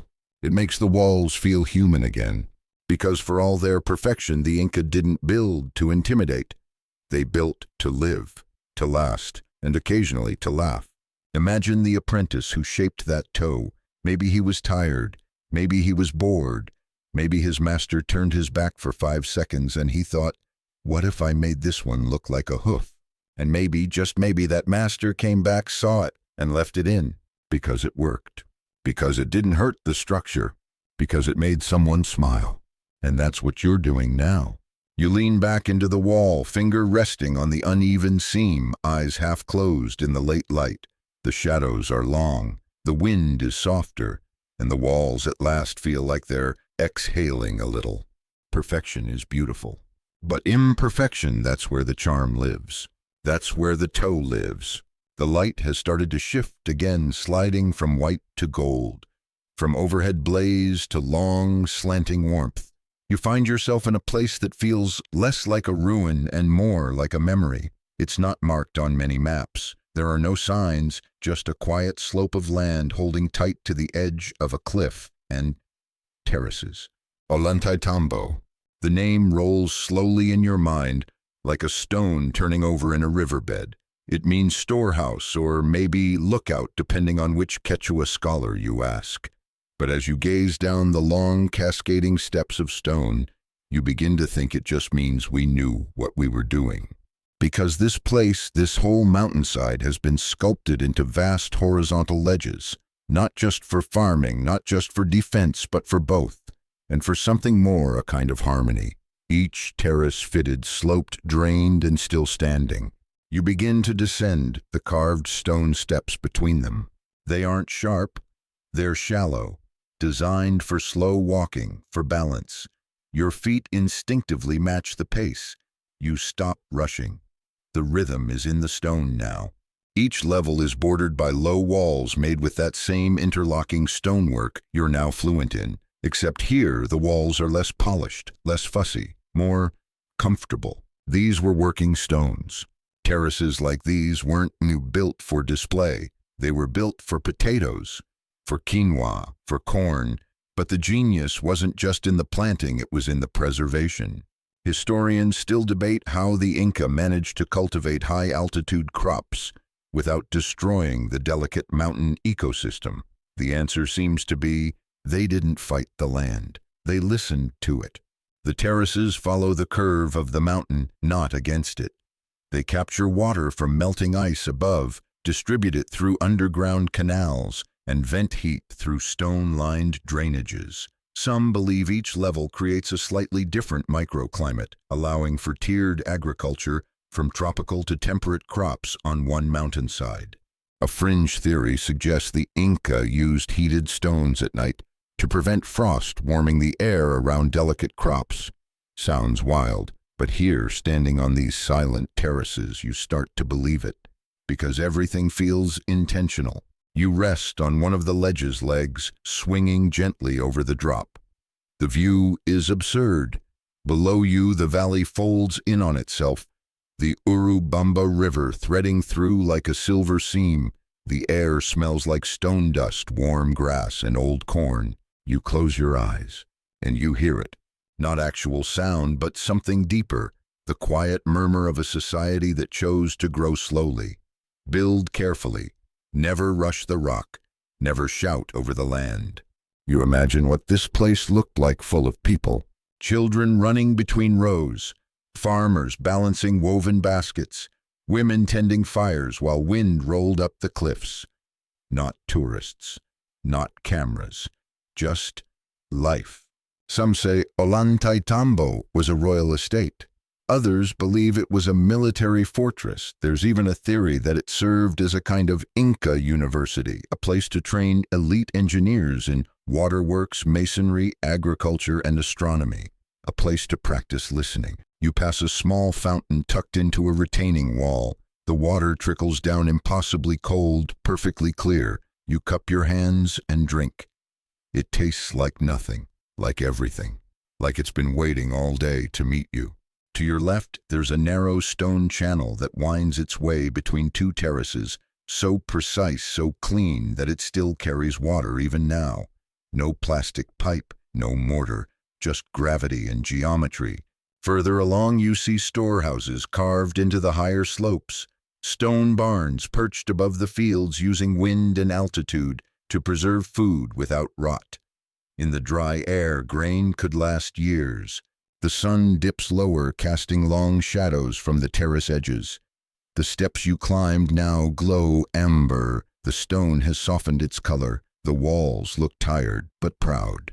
You realize this place was built to work, to last, not just through time but through change. Seasons, droughts, empires. You touch the wall beside you. It doesn't move, it doesn't speak, but it remembers. And as the wind picks up, bringing with it a coolness that hints at evening, you stand once more and take it all in. These terraces weren't built to impress gods or foreigners or future archaeologists. They were built to feed people, to honor the slope, to hold water and let the mountain breathe.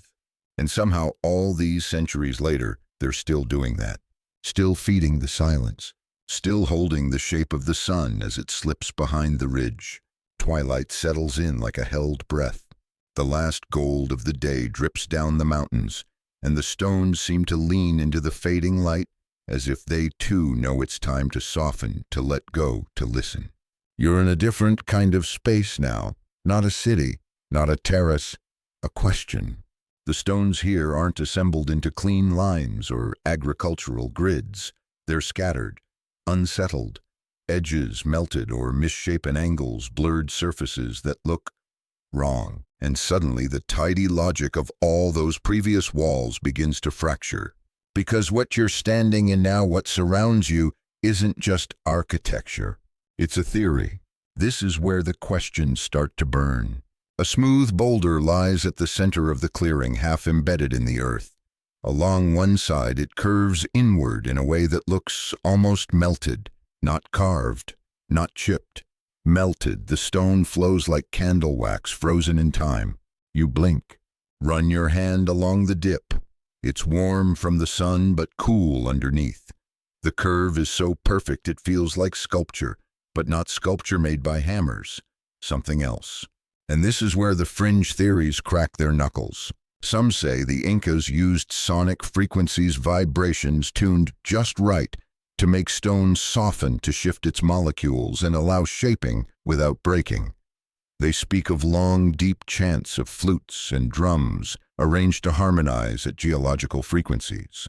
Others argue for thermal shaping, superheating the surface of the rock with contained fires, then dousing it with cold water to shock it into fracture-free pliability. The stone doesn't melt exactly, it surrenders. Still others whisper about the use of unknown plant acids, botanical solutions that weaken stone sourced from deep Amazonian knowledge now lost to time or guarded by the few who still remember. A vine here, a sap there, something that could turn hard rock into clay for a few precious minutes. Historians mostly skeptical, cautiously amused, but they can't explain all of it. Not these odd edges, not these flowing curves. You walk along the perimeter and find more anomalies, interlocking stones, where one side is razor sharp and the other weirdly blobby, like it was pressed into place with a hot spatula. There's no tool mark, no groove, just form, seamless, unsettling. This wall doesn't look built so much as grown. You sit near a wedge-shaped block and squint at the sky above. The first stars are appearing, and with them, an older version of your brain begins to wake. One that looks for patterns, that wants to believe. And why not? Why is it more ridiculous to think the Incas sang to their stones than to think they moved 100-ton blocks uphill with no wheels?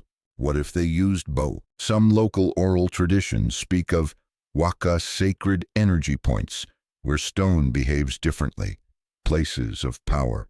thin spots between worlds. The masons knew them, marked them, avoided or embraced them. You remember the way some of those stones earlier felt like they were humming. You thought it was just you. Maybe it wasn't. You lie back against the sloped rock, feeling its weight behind your shoulders. It's not smooth, not rough, just firm. And beneath you, the stone vibrates ever so slightly. Or maybe that's the blood in your ears. Either way, the line blurs. Above you, stars now pepper the sky. The Southern Cross, the curve of the Milky Way like a river painted across black. It's quiet, but not still.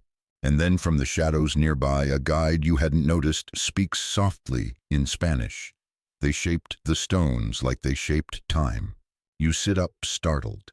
He smiles, points at the sky. No hourglass, no clocks, only motion, only shadow. You nod. You don't really know what it means, but it feels right. Because here the stones don't explain themselves. They don't argue. They just are. You stand once more and walk past the melted boulder, tracing its strange, impossible curve with your hand. You don't need to understand it. You just need to respect it. Because in the end, whether it was fire song acid or just a mason with nerves of steel and a century of experience, it happened. The stone was shaped, and now you're the one being shaped by it. You follow a narrow staircase now, the kind that feels like it was carved more by time than by hands. The steps are uneven, some shallow, others deep, and a few are worn into soft bowls by centuries of feet. You descend slowly, not just because it's steep, but because something feels different. You're going underground. Not far, just a little beneath the surface, but enough to change the air. It's cooler here. Still, the scent of damp stone replaces the dusty, sunlit tang of the terraces.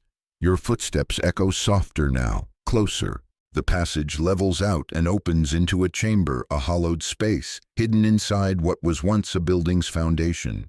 The walls are fitted with the same stone precision you've come to expect, but they feel heavier now, not just in mass, in secrecy. You're not in a showpiece. You're in a hidden room.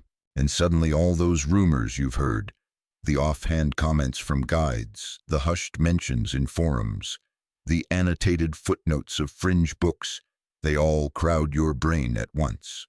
There are more rooms than we know. Historians still argue whether the Inca deliberately sealed off sections of their cities, creating inner chambers for only the most sacred rituals, or perhaps for storing knowledge too powerful or practical to be shared with outsiders. Some believe these sealed rooms were meant to be rediscovered centuries later when the stars returned to the right alignment. Others think they were never meant to be found at all. There's a small alcove in the back wall, no bigger than a crawl space, and yet its edges are as carefully worked as the grand walls above ground. Inside it, the air is cooler still. No offerings remain, no bones, just the shape of something missing. You wonder what it held. A quipu may be a string knot record, or a sun idol, or a message to the future disguised as silence. You run your hand along the seam beside the entrance. It's not perfectly flush. Something here was once sealed, reopened, tampered with, or maybe left unfinished. You can't tell. No one can. And then you remember the legends. In Cusco, there are persistent rumors of multi-level cities beneath the known structures, tunnels that run for miles, entire chambers carved out of the bedrock, invisible cities beneath the visible ones. A fringe theory insists the Inca built vertically just as much as they did horizontally, that for every sun temple above there was a moon chamber below, not as an afterthought but as part of a dualistic cosmology, light and dark, seen and unseen, open and concealed. It would explain a lot, like the strange gaps in city plans, whole areas with no obvious entrances, or reports from Spanish chroniclers who spoke of being led into temples only to emerge in a different part of the city without retracing their steps. Some chalk it up to dramatization. You're not so sure anymore. You step back into the larger chamber. A faint draft kisses your neck. There's a vent here somewhere, an air channel designed into the stone, but where the air is so faint it might be imagined. Still the room breathes. You follow a small corridor leading away from the chamber. It tightens, narrows, and then it simply ends. A blank stone wall, but something about it feels off. You press your ear to it. Nothing. You press your palm to it. Still nothing. But if you had to guess, it doesn't feel solid all the way through. You look up, down, tap lightly. The resonance is dull, muted, but not dead. Maybe there's more behind it. Maybe there isn't. You're not here to break it down, just to wonder. You retrace your steps and find a small shaft of light spilling down from a slatted window near the ceiling, barely a slit. But it's enough to illuminate one side of the chamber where a single trapezoidal niche sits empty, perfectly empty. You stare into it and feel the weirdest thing, like the niche is staring back. Not malevolent, not mystical, just aware, like a locked box that knows its key is still out there. You sit on the cold floor, let your back rest against the fitted stone, and exhale. There's no grand treasure here, no hidden scroll, no echo of ceremony. Just stone. Stone that has been waiting, not for you exactly, but for something. And now that you've seen it, now that you've been in a space that wasn't meant for display, wasn't meant to impress, just to exist quietly below the surface, you begin to understand the full scope of Inca design. They didn't build monuments. They built layers, places that reveal themselves not in years, but in centuries. And maybe, just maybe, that's the most enduring kind of architecture of all. The sun is long gone now, tucked behind jagged ridges like a coin slipped into a slot. The stars are out in force, crisp, endless, the kind of sky that makes you forget cities ever existed. You're walking by lantern light now, a soft flicker that throws gold across the walls and leaves everything else in velvet shadow. And here in the dim silence you stumble across something wonderfully imperfect. A wall not quite finished. It stands awkwardly near the edge of the path, maybe 5 feet high, leaning slightly, made of smaller blocks, poorly aligned. The joins are rough, the angles wrong. There's even moss between some of the seams. You blink. No symmetry, no polish, no 12-angled stone here. Just an attempt. And when you look closer, you see it clearly. This wall was made by apprentices. Historians believe the Inca didn't just learn by watching, they learned by doing. Somewhere near every great construction site there was a training wall, a place where newcomers tested their hands against stone, measured their patience, and learned slowly, sloppily, how to be quiet enough to build. You crouch beside it. The stones are smaller than usual, easier to lift, easier to reshape, and some bear tiny markings like scratches, practice grooves, or initials etched in childish pride. It's the ancient equivalent of a doodle in the margins. One stone has a clear strike across its face where someone clearly hit too hard and gave up halfway through. You smile. That's a mood. You run your hand over another block, slightly bowed, clearly reshaped multiple times. Its edges are feathered, chipped, but it fits. Barely. Someone worked on it until it fit. This is where the real work happened. Not in the temples, not in the sun-drenched plazas. Here in the dirt, in the mistakes, in the hundreds of hours no one saw. A local mason, the one you've seen off and on all day, approaches and sits beside you. He taps one of the blocks gently, then says something soft in Quechua. You ask for a translation. He laughs, then answers in slow Spanish. This wall is full of first tries. And suddenly you love it more than any 12-angled monument. Because now you see it. The roughness isn't failure, it's memory. This wall was touched by learning hands, people with blistered fingers and uneven rhythm, trying again and again to do something almost impossible, make a stone belong. There's a fringe theory, admittedly romantic, that every great Inca site contains a few hidden student stones left on purpose to mark a moment of transition, the point where someone went from helper to mason, their fingerprint buried deep in a sacred wall. You like that theory? You really do. Because the idea that perfection was never expected all at once, that it was earned, not inherited, makes these places feel more human. more hopeful. You ask the mason if the apprentices carved symbols for luck. He shrugs. Sometimes just names, or animals, or jokes. He gestures at one stone near the bottom, barely visible in the low light. It has a faint circle carved into it with 2 dots and a line beneath. A face, a smiling one. You both laugh. And that's when he pulls a small block from his pack. Just a palm-sized stone, smooth on one side, rough on the other, a practice piece. He hands it to you. Try. You hesitate, then grip the worn shaping tool he offers. It's not heavy, just awkward. You strike gently. Too soft. Nothing. Again. This time a faint ping. A flake falls away. You look up. He nods. That's all. One nod. But it feels like you passed a test older than books. Because this wall doesn't demand mastery. It asks for presence, for effort, for time. And your hands, raw, clumsy, 21st century hands, were just part of it. For a heartbeat, you were one of them. A wall builder, a stone whisperer, an apprentice of stillness. You sit back down, stone in hand, and breathe. The stars are still there. The wind moves past. The wall waits, not for perfection, just for your next try.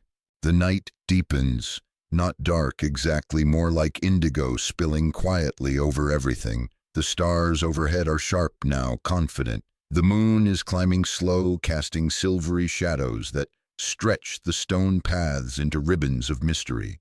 You're walking past low walls again, but these ones are different. Not because of their shape, they're still fitted solid, unshakable, but because of who stood beside them. You've reached the residential quarters tucked near the temple complex, and these particular rooms belonged not to emperors or masons, but to priestesses, to attendants, to women who kept the rhythm of life moving while the stones were being shaped. No golden headdresses here, no dramatics, but you can feel it even now, the echo of footsteps, the scent of worn cotton, faint traces of burned herbs in the cracks of the hearthstones. Historians still argue over the precise roles of women in Inca society. Some records, especially those filtered through Spanish chroniclers, downplay their presence. But look closer at the design, the positioning, the flow of the rooms, and their influence becomes undeniable. These walls weren't just boundaries, they were barriers and conduits, separating sacred from mundane, but also allowing the smooth management of ceremony. You step into one of the rooms. It's small, low-ceilinged, a few niches, a slanted window, and a floor that's been worn almost flat, not by erosion, but by routine. You sit on the threshold, imagining a woman seated here centuries ago, grinding herbs, preparing fabrics, whispering chants. In her world, order was divine. The fire had to be stoked just right. The offerings aligned with the solstice. The flowers arranged not for beauty, but for balance, a kind of living geometry that echoed the stonework around her. There's a worn trail in the stone just outside, lightly grooved from centuries of walking back and forth. You follow it to a long, low bench carved into the outer wall, a place to sit, to watch, to wait. Maybe she waited here, watching the temple courtyard. Maybe she noted who arrived early and who dared to come late. Maybe she oversaw a ritual. Maybe she was the ritual. A fringe theory you heard once, softly dismissed, but never disproven, suggests the layout of these quarters mirrors the lunar calendar, that the rooms correspond to phases of the moon, that the women inside weren't just caretakers, they were timekeepers. You don't need proof. The rhythm is here in the placement of doorways, in the way shadows fall from one wall to the next. The rooms flow like days in a cycle. And more than that, the energy here is different. Not quieter, but more tuned, like a note held softly on the air. You walk along the edge of a retaining wall and find yourself at a small water basin carved directly into the bedrock. Still functional, still catching droplets from a runoff above.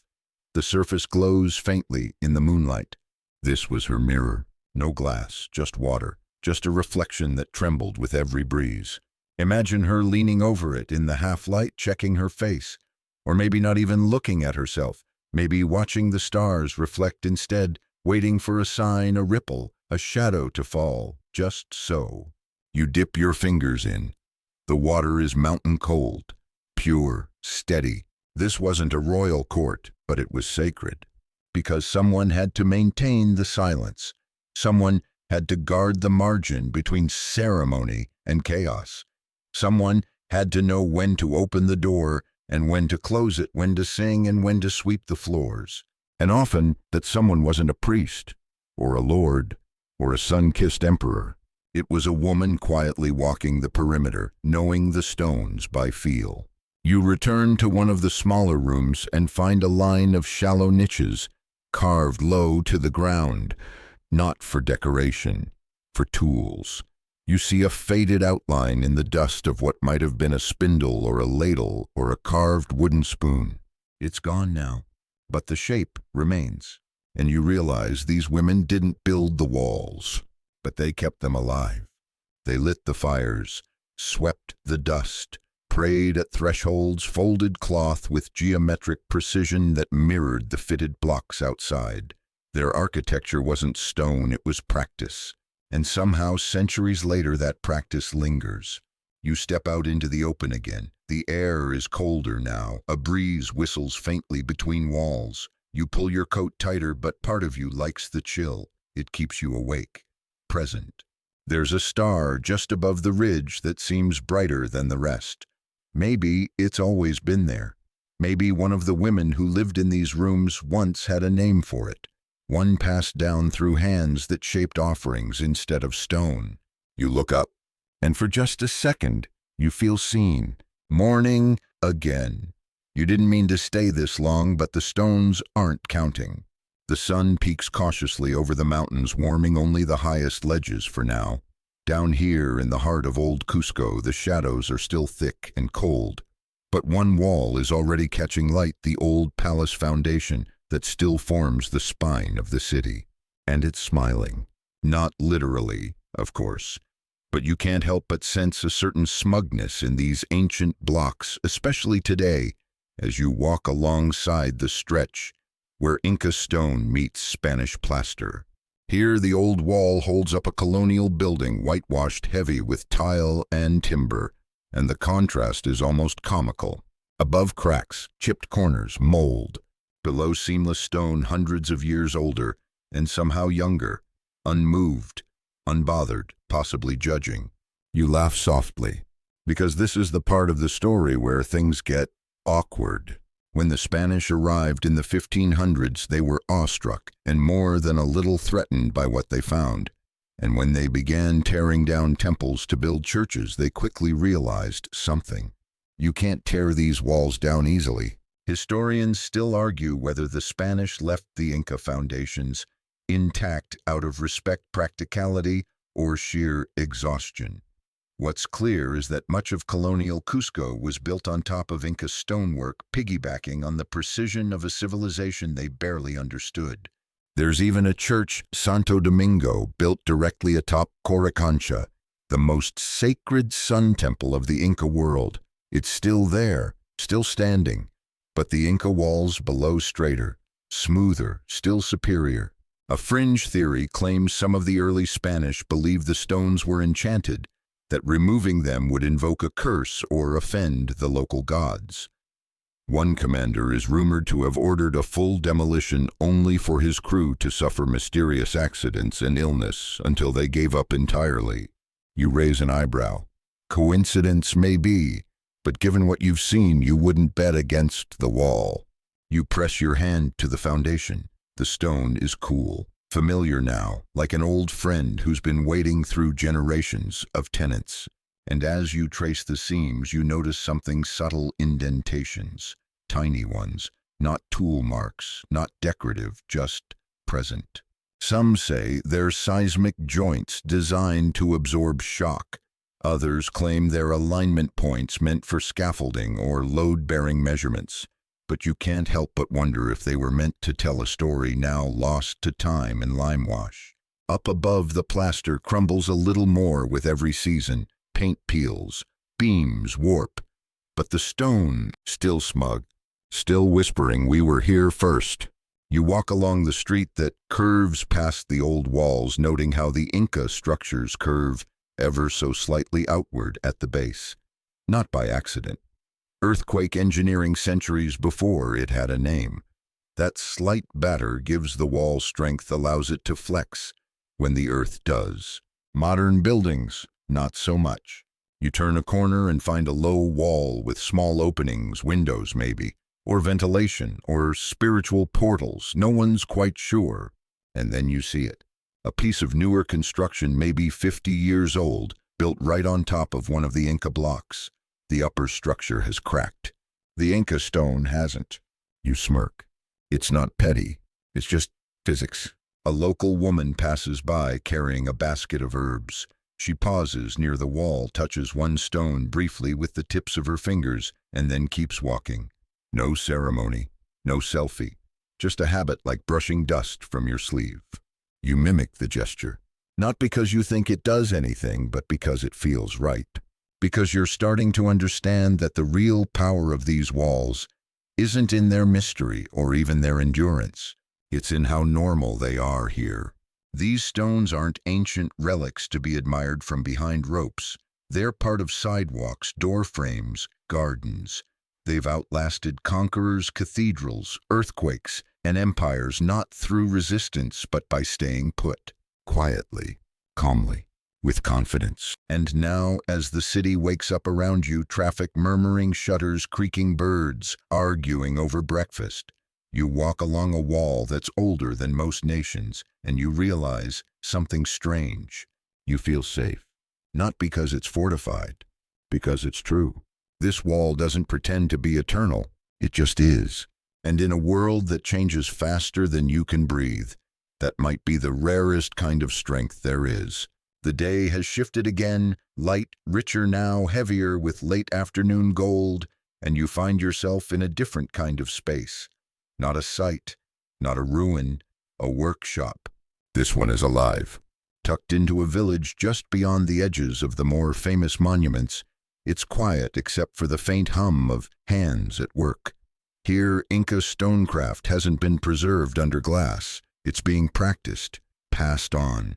There's no grand sign, no tour guide, just a shaded courtyard, a low table scattered with tools, and a man in his 30s rubbing a block of stone with slow, deliberate movements. He doesn't look up right away. The rhythm is everything. The tools look familiar but not ancient.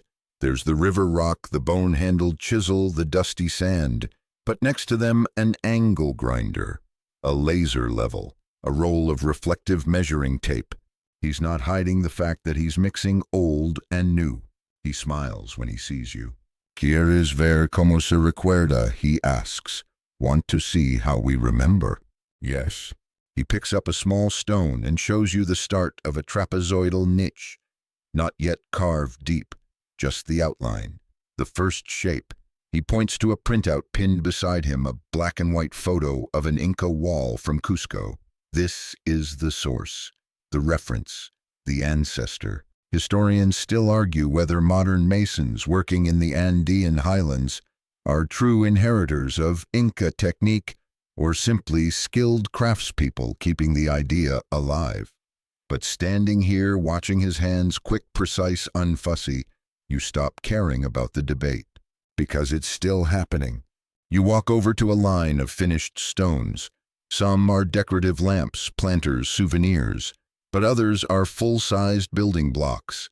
And one is carved in that same playful interlocking style you saw back in Ollantaytambo.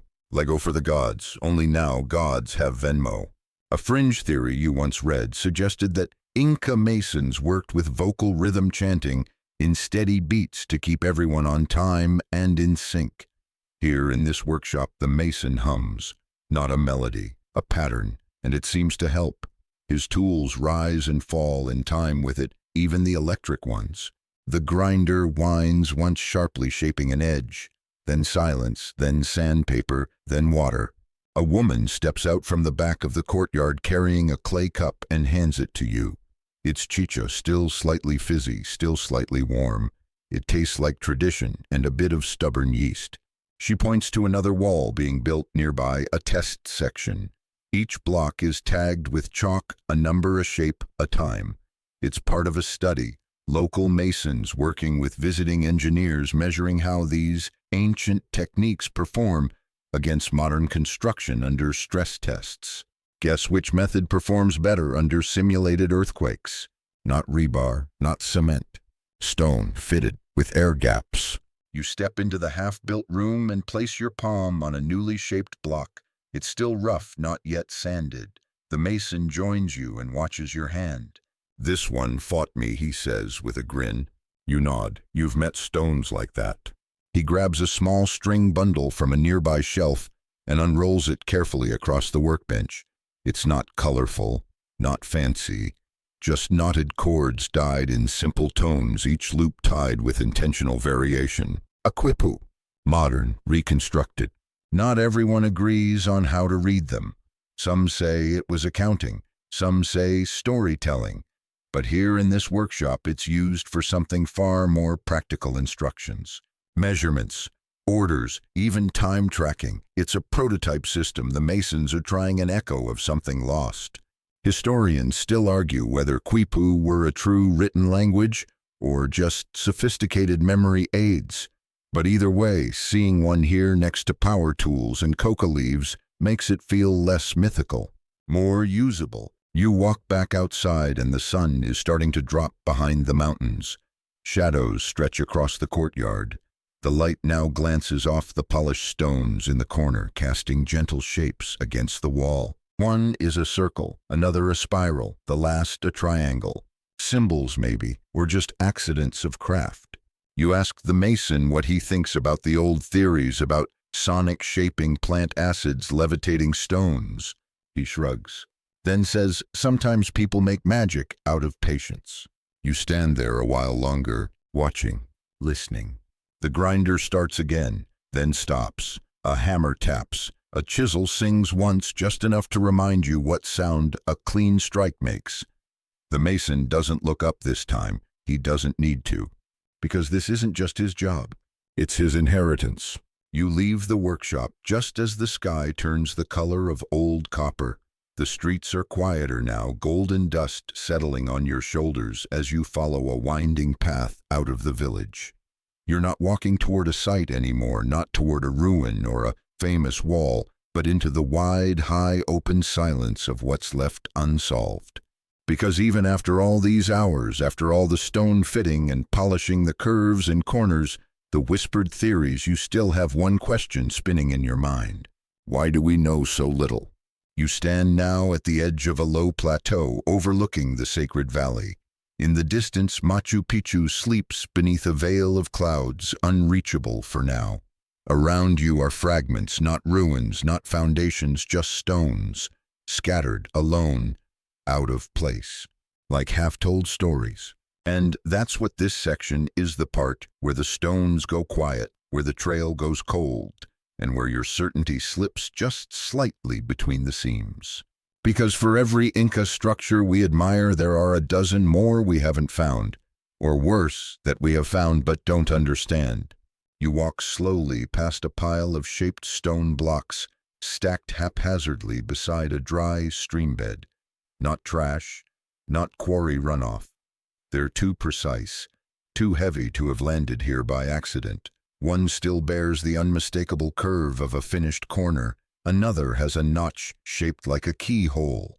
But no one's quite sure what these were for. No surviving documents, no instruction manuals, no ancient architect's journal. Historians still argue whether the Inca had a written language at all. The Spanish said no, but then again, the Spanish said a lot of things. Some believe the Inca recorded everything in quipus.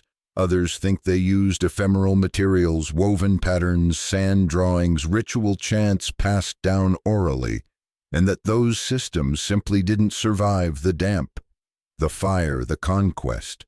A fringe theory insists there's a hidden archive buried beneath the mountains waiting to be found when the world is ready. You don't believe that. Not exactly, but you don't disbelieve it either. You sit on one of the orphaned blocks and rest your elbows on your knees.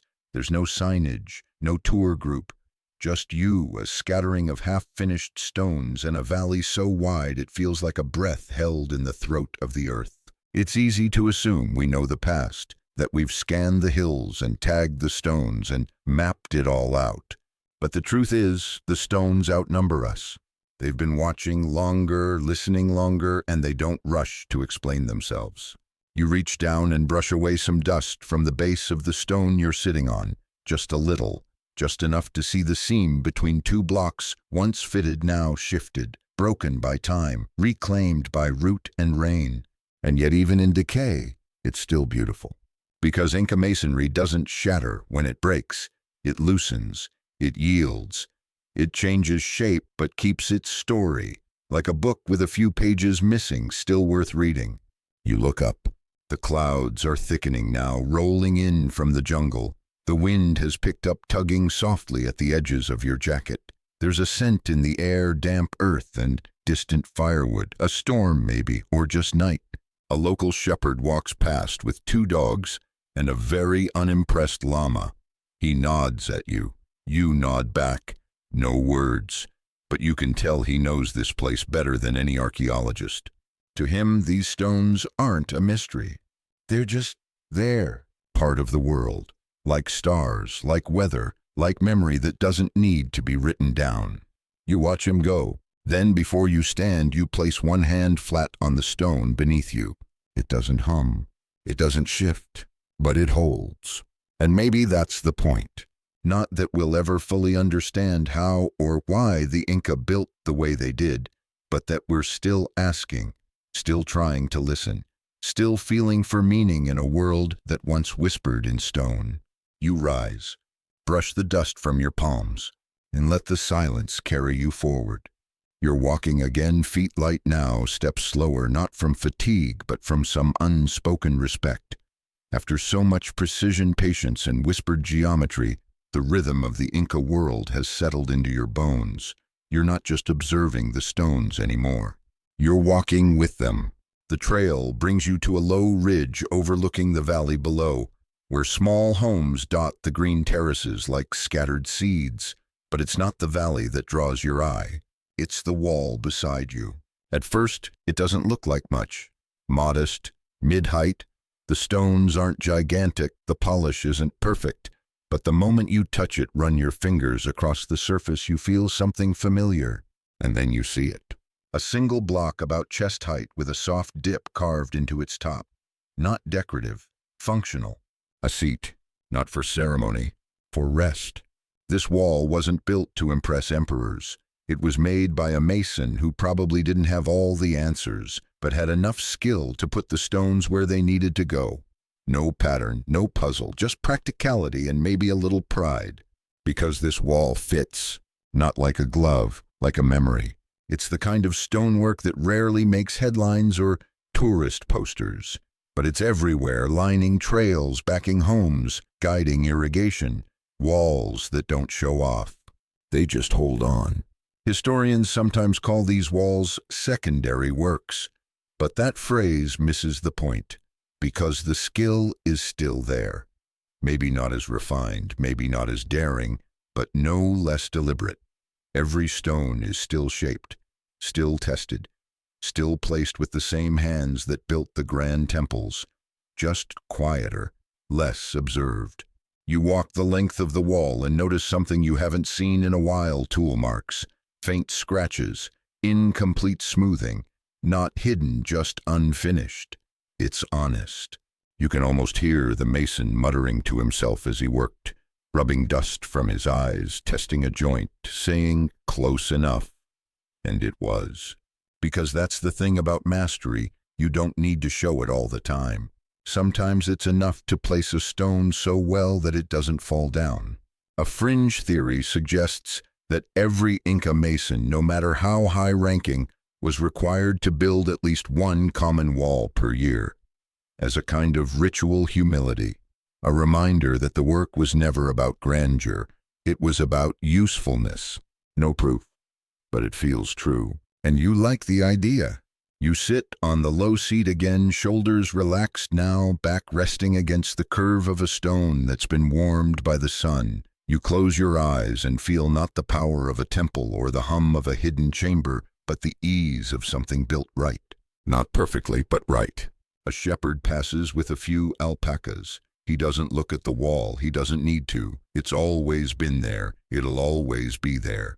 You ask yourself, what makes this different from the mirror walls, from the 12-angled stone? Nothing and everything. Because here, in this ordinary place, the truth becomes clearest. Not all genius has to be complicated. Some of it just needs to work. The sun begins its slow descent, now throwing long shadows behind every stone.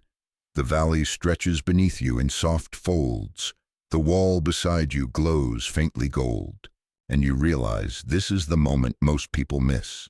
They climb for temples, they search for mystery, but they forget to sit by the simple walls and ask the quiet question, who touched this last? Not a king, not a priest. Probably someone like you. Tired, a little dusty, still thinking about dinner, but still shaping something that would last. You rise. Tap the stone with your palm gently, as if to say, well done. And the wall, of course, doesn't answer, but it stays. As always, the final stretch of your walk is slow. Not because the trail is difficult, it's soft now, padded with earth and scattered leaves, but because you're not in a hurry anymore. You've stopped trying to collect facts. You're just letting the stones walk with you. There's no signpost marking the end, no dramatic monument or final wall to marvel at.